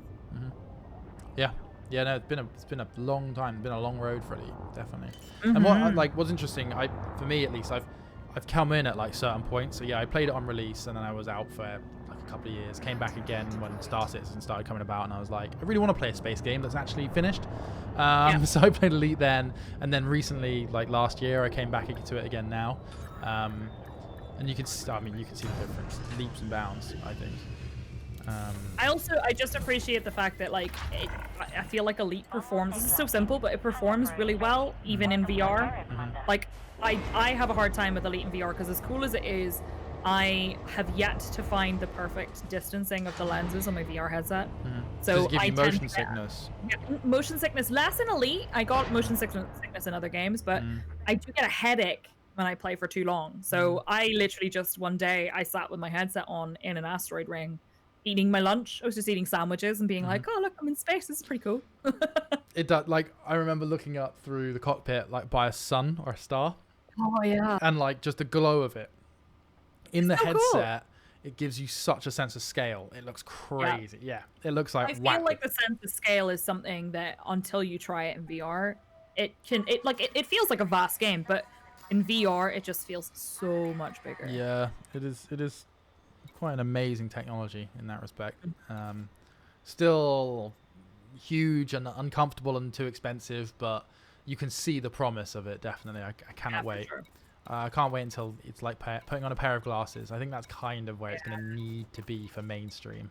I also feel like I need there to be, with regards to like walking and stuff, like in games where you can walk, apart from the fact that my brain apparently can't deal with the concept of I'm moving but I'm not. Yeah. That's when I get motion sickness. Oh, 100%. I think everyone does. Yeah. In a ship, I'm like, oh, it's okay. I'm sitting down, but I'm moving because I'm in a vehicle. That makes sense. Yep. Whereas walking, I'm like, what's going on? Oh no, my head is stuck in a wall now because I'm an idiot, and it's too confusing. It's weird. Yeah, it's a problem that it's like, that's where seasickness comes from as well, right? Your brain cannot work out hold on, I'm moving, but I'm not moving. What is going on? And for whatever reason, because you can feel emotion, but like you're not actually moving. Yeah, it's weird. And then it makes you feel sick. It's so annoying because it's like, look, okay, brain, I get it. You don't understand what's going on, but you don't need to make me want to throw up. Like, what? Yeah, You're like, really inconvenient. yeah. But yeah, no, I've had it in a couple of games. Like for me, definitely, I'm the same. Like as soon as anything beyond the sitting experience in VR, I just get pukey. We played quite a few years ago. We played like a shooter, like a bit like, I don't know, Battlefield or something like that. So you moved around a lot. And oh my god, it was really cool because like the guns and stuff you manually reloaded, so you like open the top of it, like put the bullets in, all that sort of stuff. It was really cool. Wow, that's cool. But every time I ran somewhere, I just had to close my eyes because it was making me feel so sick. No, yeah. So I'd be I like, know that they did that with things like Doom and stuff, where they had the teleport movement, and I was like, oh, I really don't want to use teleport movement. I want to run, but then as soon as you do, you're like, oh, this is horrible. yeah, really, really gross. It's a shame. Yeah, apparently they're getting over it by creating like tunnel vision when you move and things like that. Yeah, see, I was an idiot and I turned it off in the game I played because I was like, oh, I could do this. I'm not a wuss. And then I was a wuss. I was absolutely 100% a wuss. Yeah. No, yeah. Same boat. I'm gonna die. But no, I feel like Elite, like whenever people ask about VR and stuff, I feel like Elite is the perfect example. It is, yeah. Of VR game that is well implemented, and it's so satisfying. And the way that you can move your head around and the UI elements pop up in front of you, really cool. Yeah, it's really cool. I actually wish I could. So I don't stream with a VR headset, apart from the fact that I can't generally do VR for too long. I find that I always am looking at my chat. So I would just always be looking off to the right, and I think I'd always have a menu open the entire time. Yeah. No, I've watched some of the guys that is it Malik that does mainly VR? Yeah, Malik does mostly VR. And he's managed to set it up so he's got like chat appearing in his HUD view and all that sort of stuff. And I'm like, that's kind of what you need, I think, definitely. Because I streamed on the Yogs a while back with VR on just to show people. Unfortunately, they don't get the full experience that you get when you're actually in the VR, but just the motion, just being able to move your head around smoothly within the cockpit, I think is cool. And so I had that on for a while, but yeah, immediately I'm like looking for the keyboard, looking for all this other stuff. Yeah, trying to do stuff. I feel like my cats would probably just like get in the way, so I wouldn't have a clue they were there. Yeah. Oh god. Yeah, but it is really cool. I think it's super worth it. Yeah. I'd love people to try it. I think if you're at like a convention or a festival or something like that, and you see it, imagine if you had one of those really cool pilot chairs as well. Oh yeah. What with the motors on them? Yeah, exactly. I think that'd be really cool. Like, and having like the full experience of feeling like you're in a spaceship actual chair. I tried one years ago at like I-51 or whatever it was. Like, when the Insomnia Gaming Festival moved to Birmingham, and somebody had one there. This was quite a few years ago now, so VR was still kind of new. They had the Vive, but they had made this hang gliding game. But they put you in a harness and hung you from like this little mini like stand thing, and then you put the VR on, and that was, I mean, the game was super basic, but the whole experience was like, this is really cool. This kind of works. That's really cool, but very scary. I've heard of like people playing like horror games and stuff in VR. I've only played like one or two, but was it Alien Isolation was like a big one, wasn't it? Yeah, so I feel like I'd really like to try it, but I played some of the like more kind of indie, like really short shooter experiences where they had like horror stuff, like what was it called? There's one called like the Brookhaven Experiment. Yeah. And you're just surrounded by like zombies and stuff walking towards you, and you have to shoot them and whatever. Apart from the fact that I punched my wall because I got a little bit too close to my wall while I was trying to spin around and shoot. And I was like, I felt like I looked so cool, but I bet I looked like an absolute idiot. Definitely, you definitely do as well. Yeah, no, there's some games where like you can do like cool hand movements and like you want to flick a knife or like load a mag, and then you watch it back after, because we've done a few before where we've like made videos and stuff for it, and you watch it back and you're just like, God, this looks ridiculous. Oh god, yeah, why did I do this? For any of the dancing games or like the Beat Sabers and stuff, like you feel like you're going, oh yeah, I'm like I'm in time to the beat and everything, and I look really cool. And then you realize that you actually just look really swiping awkwardly in the air, yeah. And no one else can hear the music, but you can. And... Yeah, definitely. Right, jumping to the Taurus Dark region. Here we go. This one's really cool. Lagrange Clouds. Yeah, there we go. Lagrange Clouds. I'm guessing it's named after a person that had the surname Yeah, Lagrange? Louis Lagrange, I think his name was. I think his name was originally Lagrangia or something, and then he moved to. This was someone told me this earlier as like a history lesson. He moved to France and naturalized, and then that's why his name is now pronounced like French. Right. Okay. That's interesting. 'Cause I would have guessed he was French and moved somewhere else, but yeah, no, that makes sense. No, yeah, apparently it was Lagrangia or something, but he basically, I think they're named after him. Are you familiar with what they are at all? Oh, I just got a yellow adder error. Yeah. What does that mean? I think it's just a generic connection error, so probably if we log back in, we'll be at the location. Okay. Yeah, no, I got the same thing. No, I don't know what their clouds are. I mean, I'm guessing, are they like the sort of nebulous clouds of particle, like radiation or light or what? Or are they actual mass? Are they particles or something? Basically, Lagrange points are kind of like a sort of neutral space around two objects of large mass. So, for example, there are many Lagrange points around Earth and the Moon. Those points are a place where like a small object would stay static. So they're a great place to put like satellites.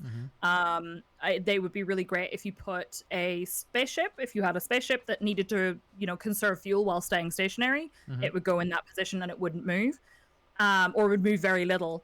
And then off to the sides of those points, there are additional points that are they're like a stable point of gravity where stuff gets attracted to them, so they cause like clouds essentially. I get you. Yeah, that makes sense. Near the Earth and the Moon, actually. So it attracts like loose stuff because of it.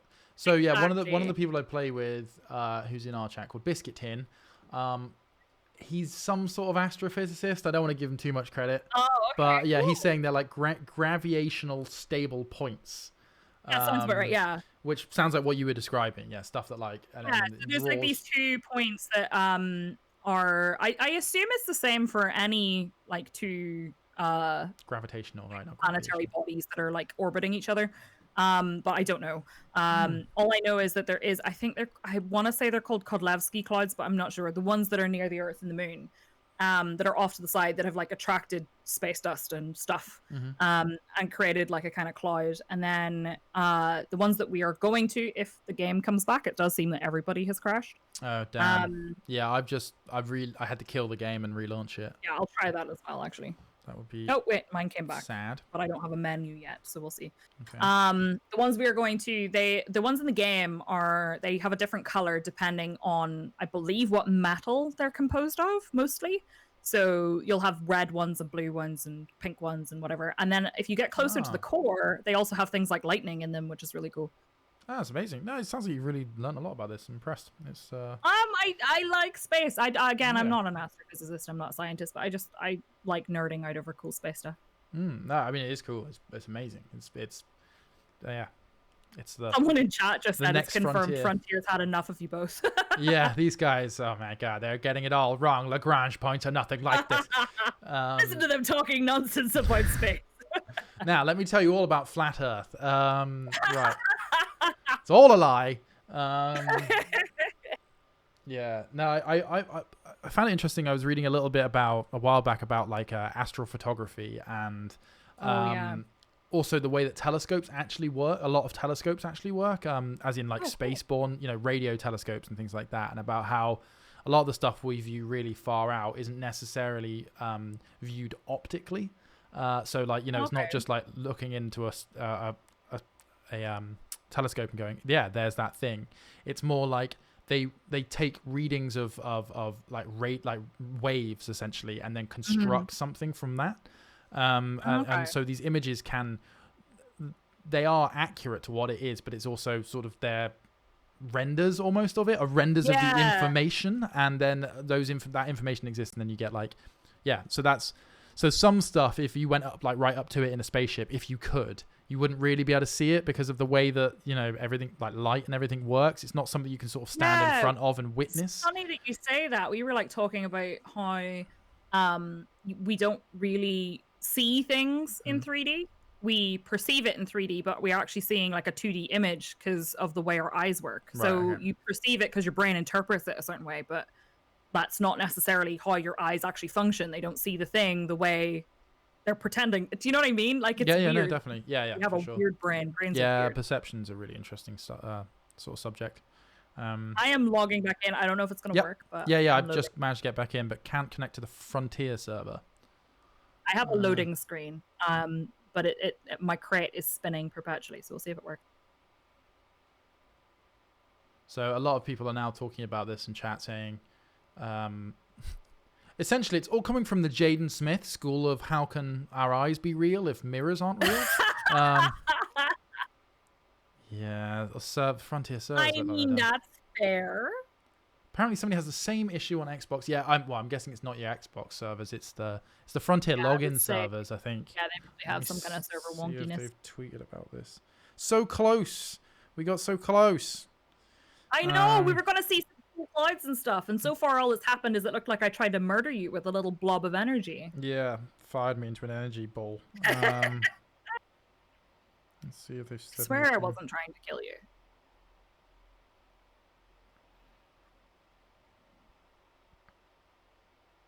Is there like a... I should probably go Frontier rather than Elite Dev.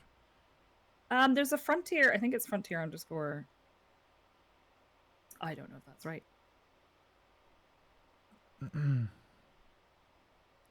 Yeah, they haven't tweeted anything about it yet. Let's give it a few more minutes, and we'll see how we get on. I may as well tell you, I suppose, just in case we don't make it that far, the last stop on our route was a Planetary Nebula. Okay. It's in the Fornax constellation. It was discovered in, I want to say 1868-ish.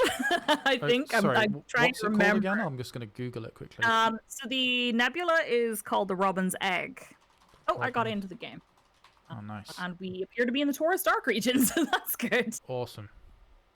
The Robin's Egg. Oh, because of its colors. It's like a pinkish, bluish. It's like looks a kind awesome. of ruby color, and it has like, I think it has weird, in real life, I don't know if it is an Elite, because I don't think I've actually been to it. It has like reddish, pinkish bits that you can see if you are using a telescope or whatever.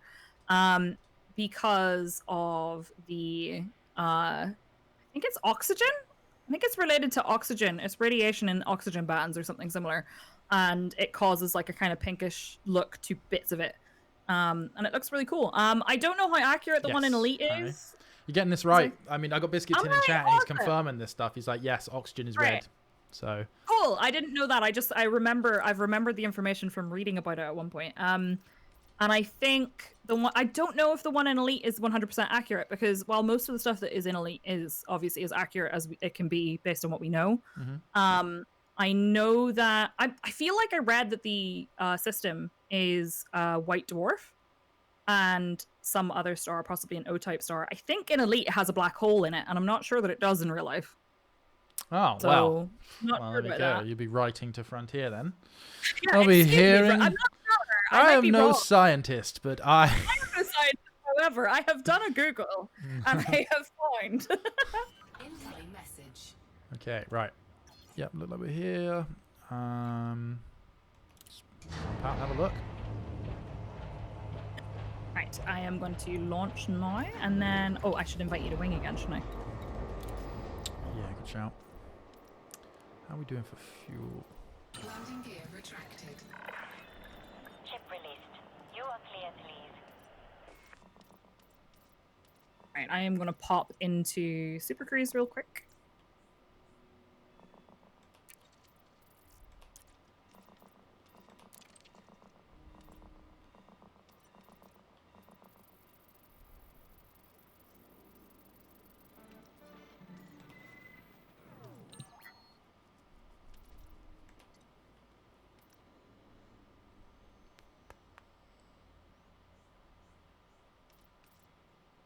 All right, I am in Super Cruise. Whoops. Okay, cool. All right, they're quite a bit away from the star, so we'll be flying in space for a little while. Okay, that's cool. I cannot see you. Yeah, I need to accept your wing. Sorry, I was just messing around with something on the carrier. No, you're grand. I just wanted to make sure that we hadn't like got de-instanced or something. Should be good. Engage that nav lock, which I now know. I can't charge my frame shift unless it's doing something to do with my wingman, I think is Yeah, if you have wingman navlock on, I believe it tries to follow me if I leave, essentially. And if I'm already gone, it might get a bit confused. 4, 3, 2, 1. Engage. I think with wingman navlock on, I can jump, like just jump anywhere, and then it'll give me. I can just find you in Super Cruise. That's kind of what it's allowing me to do. But Yeah, when you jump out of the system, have you stopped? Yeah, I think that's the point. I've stopped. So if you can target me, I will start flying towards it, and then if you can just keep up with me, Yep. roughly, Yeah, it goes on. I will make sure my nav beacon is on again. And it's 58,000 light seconds, so it will take us maybe 10 minutes to get there. We may not make it to the last jump, but at least I got to talk about it. And Definitely. Yeah, no, it's really awesome to hear. Alright, do a little bit of scanning.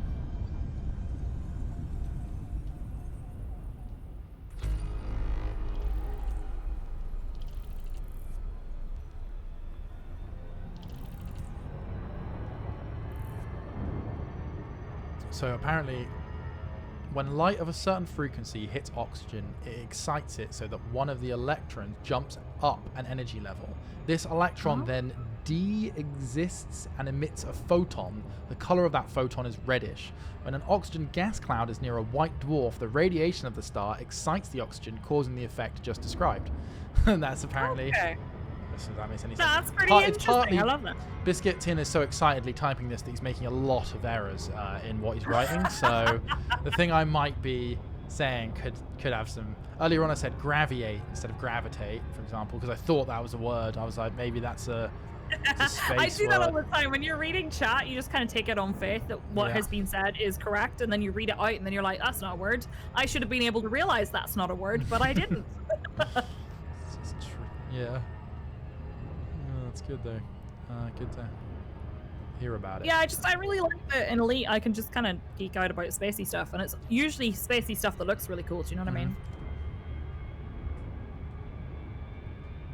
So apparently, according to chat, because of the way Elite has generated all of the information in the galaxy, they will rename things whenever they get given a name, but they won't change what it is necessarily, especially not if someone's already discovered it, because obviously you'd be taking away, oh, you discovered this thing for the first time?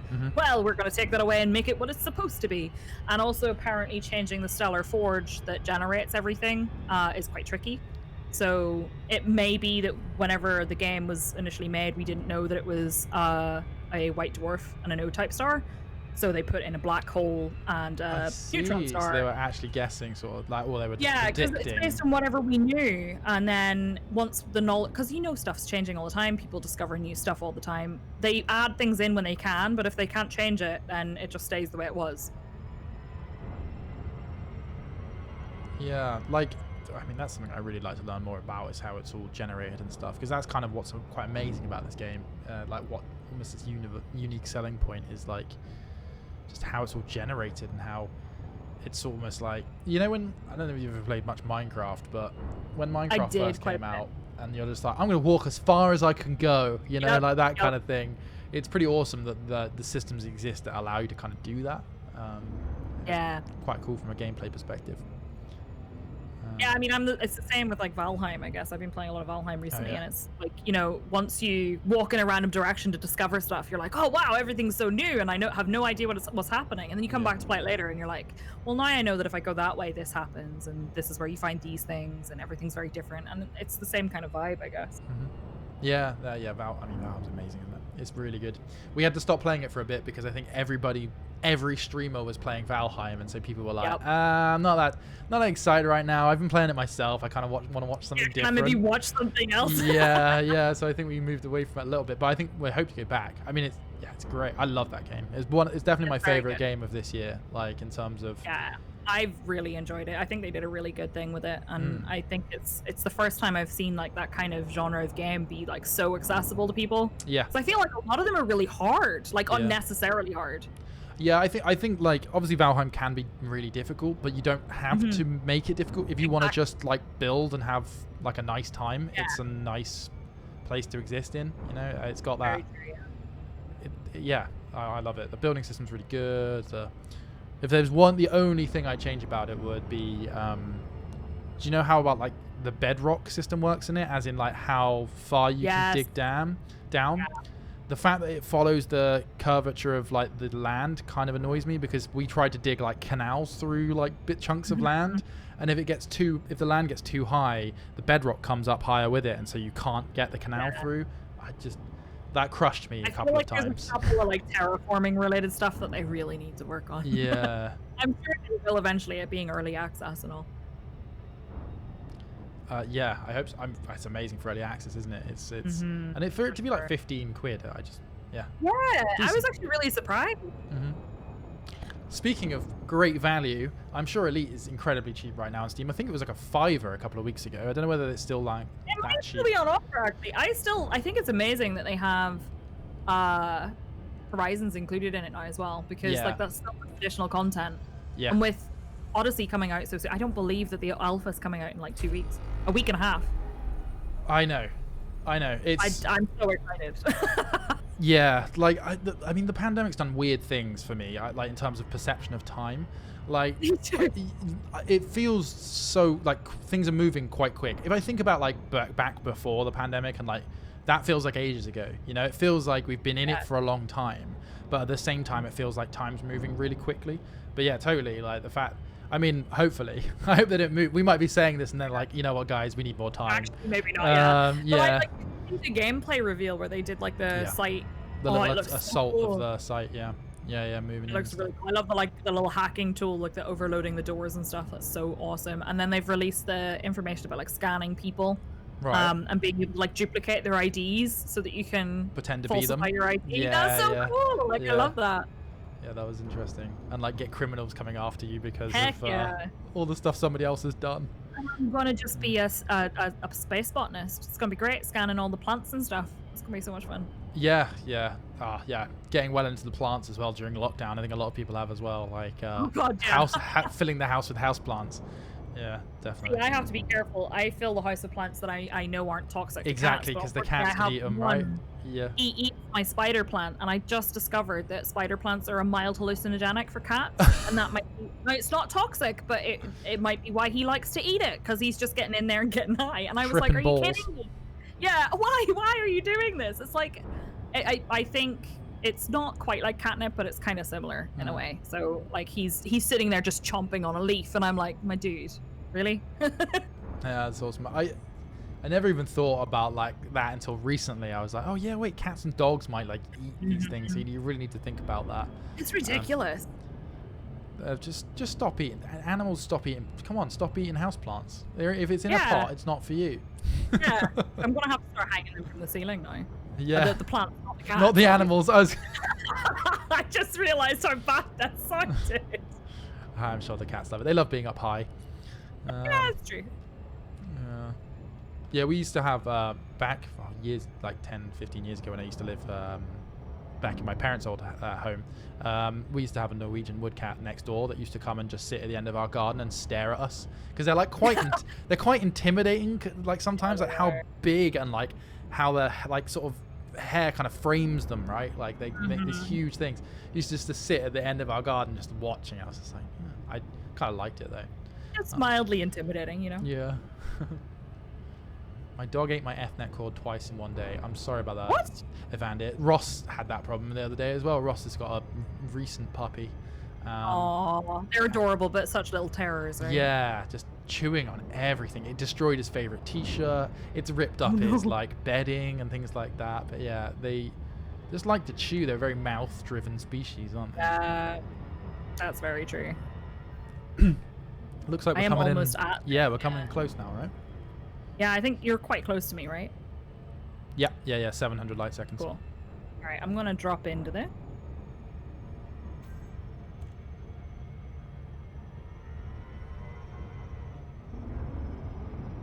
So this is number one. There's another one in this system we can pop over to. So what is like the Taurus Dark system? Is this just another thing that's out there a long way, and it just has? Yeah, so I'm sure Biscuit Tin could probably tell us more about Dark Region, but Dark Region, basically you'll see very few stars, but I think it's possibly due to something to do with density. I'm not sure, but there are a lot of like different areas of space that are like the Taurus dark region. There's another dark region not too far from here, actually. Okay. But I can't remember exactly what causes it, but it means that like if you look through it, you'll see very few stars. It's causing some sort of obfuscation or something.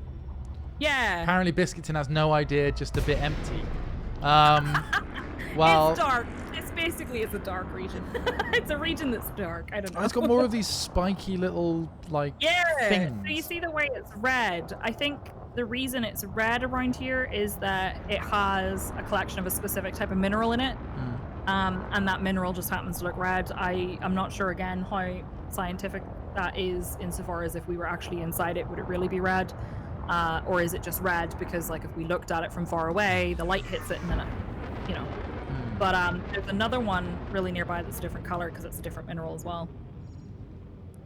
So this is something I learned when a few years back when learning to dive, which I've told plenty of people about before. It's a fun little tidbit, but it's about the idea that water filters light at different depths. So, for example, the first color you lose when diving down in water is red, and that's so the deeper you go, the less natural light can get down to the bottom of the ocean, and therefore the less light color that reflects. So you lose it as you get deeper and deeper. It filters more and more different kinds of light, or different areas of spectrum, or different wavelengths of light. Is probably a better way to describe it.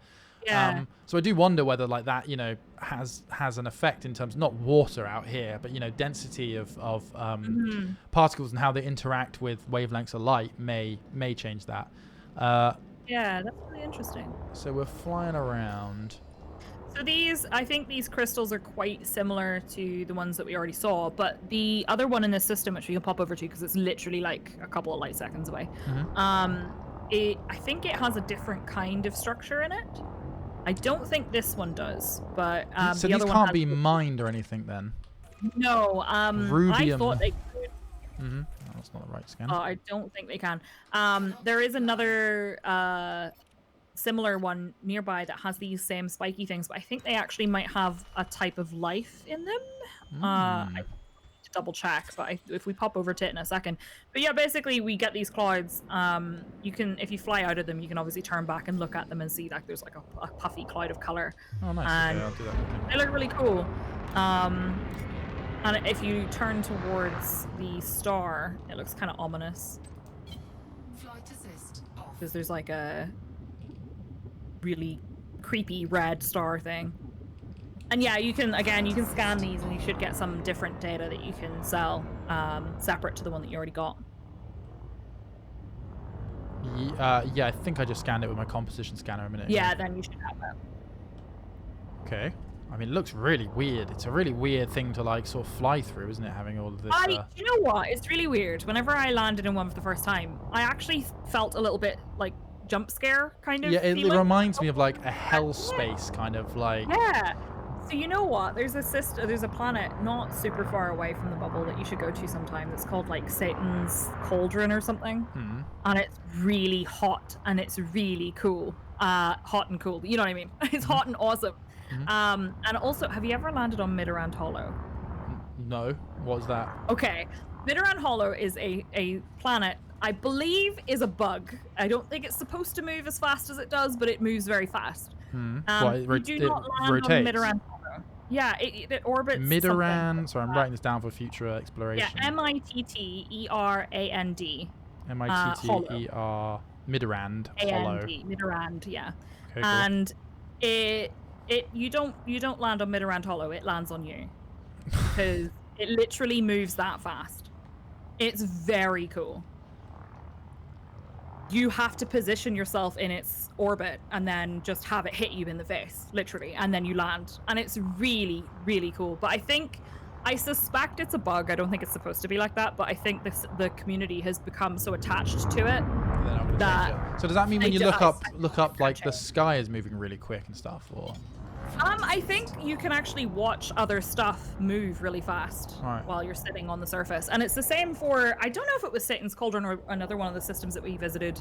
There was one where you landed really, really close to the star, but it was orbiting so fast that the star would rise and set really fast. like while you're just sitting there taking a drink. It's like a Rick and Morty style. Like, I don't know if you ever watched that, but like when they had the screaming sun coming up over the, like they're trying to find a new planet from Earth, and there's a little tiny one where the days only last like 30 minutes or whatever. So it's just like up down, up down. Yeah. That's what it's like. It's really weird. Granted, it's not quite that fast, but it's pretty fast. I'm gonna pop into Super Cruise. The other one is right next door. You should see it. I think it's 68 light seconds away. Okay. And it's just a different colored one of this, and it has, I think, life in it. Are we looking at notable stellar phenomena? Yeah. Yes. Frameshift drive charging. I think you're triggering my frameshift drive anyway. Oh, sorry. No, it's fine. I'm That's just fine. dragging you with me.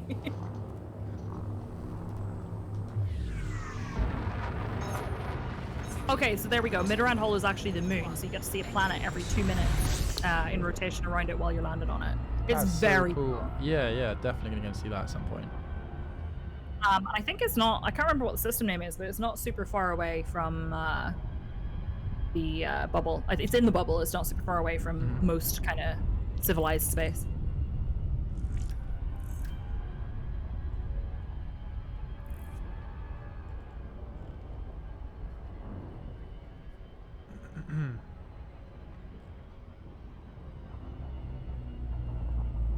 So yeah, if you're wondering who's joined me today, if you've joined recently, I haven't heard, this is Psyche. They do variety streaming on Twitch, as well as obviously they know an awful lot about space and Elite. But yeah, what sort of times do you say you stream midday most days, right? Yeah, I stream Monday, Tuesday, Thursday, and Friday at the moment, noon GMT until about 5 or 6 p.m. And then I make beginner-friendly guides for Elite Dangerous on YouTube. Oh, nice. At least I try. Yeah, no, sounds like a good job. All right, okay, I think I've dropped out. Yep, I see you. This one is pink. And it has some little blobby boys in it. Oh, yeah. I can actually see, like, I've dropped out far enough away, I can actually see the edges of the cloud this time. Yeah, it looks really cool, right?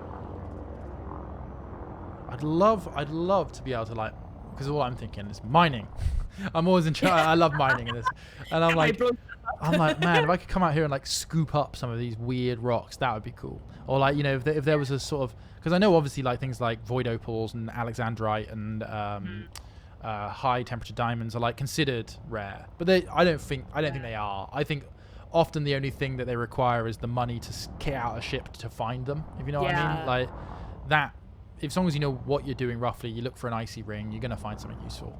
But like out here, like genuine like weird ores and things like that, special property like materials, if you could take those back and sell them, that would be really cool. See, I've always said I think it'd be really cool if there was more stuff like this where it feels like when you go out into just like nowhere, you just go off in a direction, you find stuff like this.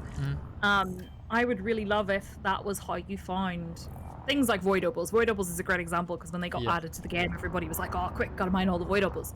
Having that and being able to, you know, go out somewhere really far away and find something super rare and then have everybody like do the gold rush out there, do you know what I mean? That'd be really cool. Yeah, I used to play EVE Online and like a long time ago as well, and did you play that as well? Like I did, yeah. They had that system for mining, which I quite liked, where the more dangerous it was and the further away it was, the more valuable the ore tended to be. I like that. I like the idea there's a reason to go further away from the bubble, you know. Exactly, and there's a reason to have people like pull security and stuff like that. I mean, there still is in this game, to be fair. Like we usually had someone with a rigged fighter, not a fighter, like a frigate or something, ready to go if pirates jump in this game. But yeah, no, definitely, I did like that reward. I mean, of course, I'm not against going out and making all the money I've been making in this game. No, yeah, for sure. But, there is something really satisfying about just making a ton of money. Yeah, you're just like, wow, I never have to worry about, I can buy any ship. This is weird. This is like floating elephant dung in the middle of space. It does look a bit like poop. I don't know. I'm not entirely sure what it is. It seems to be some kind of mineral cluster. Okay. What if this is the poop of a space whale? That's my theory. You know what? I'd be into that. That'd be really cool. I'd really enjoy some kind of weird. I really hope that they're going to put some kind of really creepy, like, I know Thargoids exist and all, but like I want to be scared. You don't find them scary? I found them pretty scary when you get interdicted. Well, I got hyperdicted on my way back this morning. I was having a little look, literally next door to this system. I was having a little look, and I was just casually drinking my coffee, and I got hyperdicted, and I nearly spilled my coffee everywhere because it made me jump. And then I'm like, oh god, I hope I haven't brought anything with me that's going to anger them. Do you know what I mean? Oh, it's like if you have certain tech on board and stuff. Yeah, I was like, I don't think I brought anything. I'm pretty sure my hold's empty. I should be fine. But you never know. There's always that fear. Mm-hmm. Yeah. Yeah, I mean... Apparently they are mineral structures caused by ancient microorganisms. What are the dung These balls? Yeah. I get that. Ancient microorganisms. So what? Like spaceborne microorganisms? Like is like this colonies of them that are clustered together? like tardigrade poop? Is this tardigrade poop in that case then? I mean, you know what? Anything's possible. This They got to poo somewhere. You know. It's like everybody's got to go somewhere. You know how there's like that Pacific Sea mass of trash out there? There's apparently like this island a mile wide of rubbish because of the currents. Yeah, that's like this, but it's like just poop. Yeah, it's these are gathered the currents of tardigrade poop out in space. I scanned. I think I've scanned everything I need. I can scan. Yeah. The only thing is, the next thing that we were gonna go see is a bit far away. We wouldn't be able to do it if we're finishing up. Yeah, we can. We started at 10 minutes late, but I think yeah, we need to finish at sort of 8 if possible. In fact, I don't know. Is somebody meant to be on Yogs now? I think this is the last slot. I think there is an 8 till 11 slot actually, so I might need to finish up here. I have given you some interesting things that if you ever feel like it, you can go have a look at. There is also another nebula only 120 light years away, but depending on jump range and everything, it might take a while to get there, so it's possibly better. Not quite rigged for you. I'm going to jump back to the carrier. I'm going to check and see. I'm pretty sure I sent my fleet carrier here, but I can't find it in the list, which is very concerning. So where's it? Where is it? The question is, where is it? I'm going to go have a look and see if I can find it. Oh, I think I went one system over. Okay, that's not so bad. Yeah, I'm just going to dock on this one for now and leave it here. So if anyone watching or anybody in my squadron wants to jump out and have a look at some point in the next couple of days, it's here. Have a scan. But yeah, no, but it's been great. Thank you so much, Psyche, for joining us. Thank you for having me. Honestly, it's been so much fun. Again, no, it has been really good, and I feel like I actually learned something, which you know is a rare occasion for me because I am pretty dumb. But yeah, it's been awesome. I had a really good time. Thank you so much. Yes, I will go through those squadron applications offline in a minute, but I need to get off the stream just in case the host. Harry's up next, and I think you're going to be hosting him. But yeah, I will go through the squadron in a minute and get as many people in as possible. Jaffru, I've seen your name, and I will get that in as well. But yeah, we will finish here. Again, thanks very much, Psyche, for joining us and teaching us a lot. If you guys want to watch them, they are on twitch.tv/Psyche. Is that right? Is that your URL? Right. And yeah, they're around from 12 till the afternoon by the sounds of things, doing lots of fun stuff. But yeah, it's been an absolute pleasure. Thank you so much for joining us. Thank you for having me. I really appreciate it. Showing us the sights. But yeah, I'm going to jump back to Northumbria, and that is it for tonight. But enjoy the stream, everybody, on Yogs. Harry is up next. And we will be doing more of these soon. They're going to get more and more frequent because obviously Odyssey, as Psyche said, is coming out in a week and a half, was it? Yeah, the alpha's out very soon. Yes, and I'm going to be sad if I don't have access to the alpha. I don't know how much they're going to let us show initially. I don't know how much is going to be streamable, but I'm hoping to get access as soon as possible, and we can start playing around with all the awesome features coming there. Can't wait to see what planets look like. I think that's something that I'm most excited about is the look of those planets. Yeah. Looks great. No, they look so good. I can't wait. The texture. But yeah, okay, everyone, I'm going to go now. But yeah, thank you very much for watching, and we'll see you in the next one. Bye.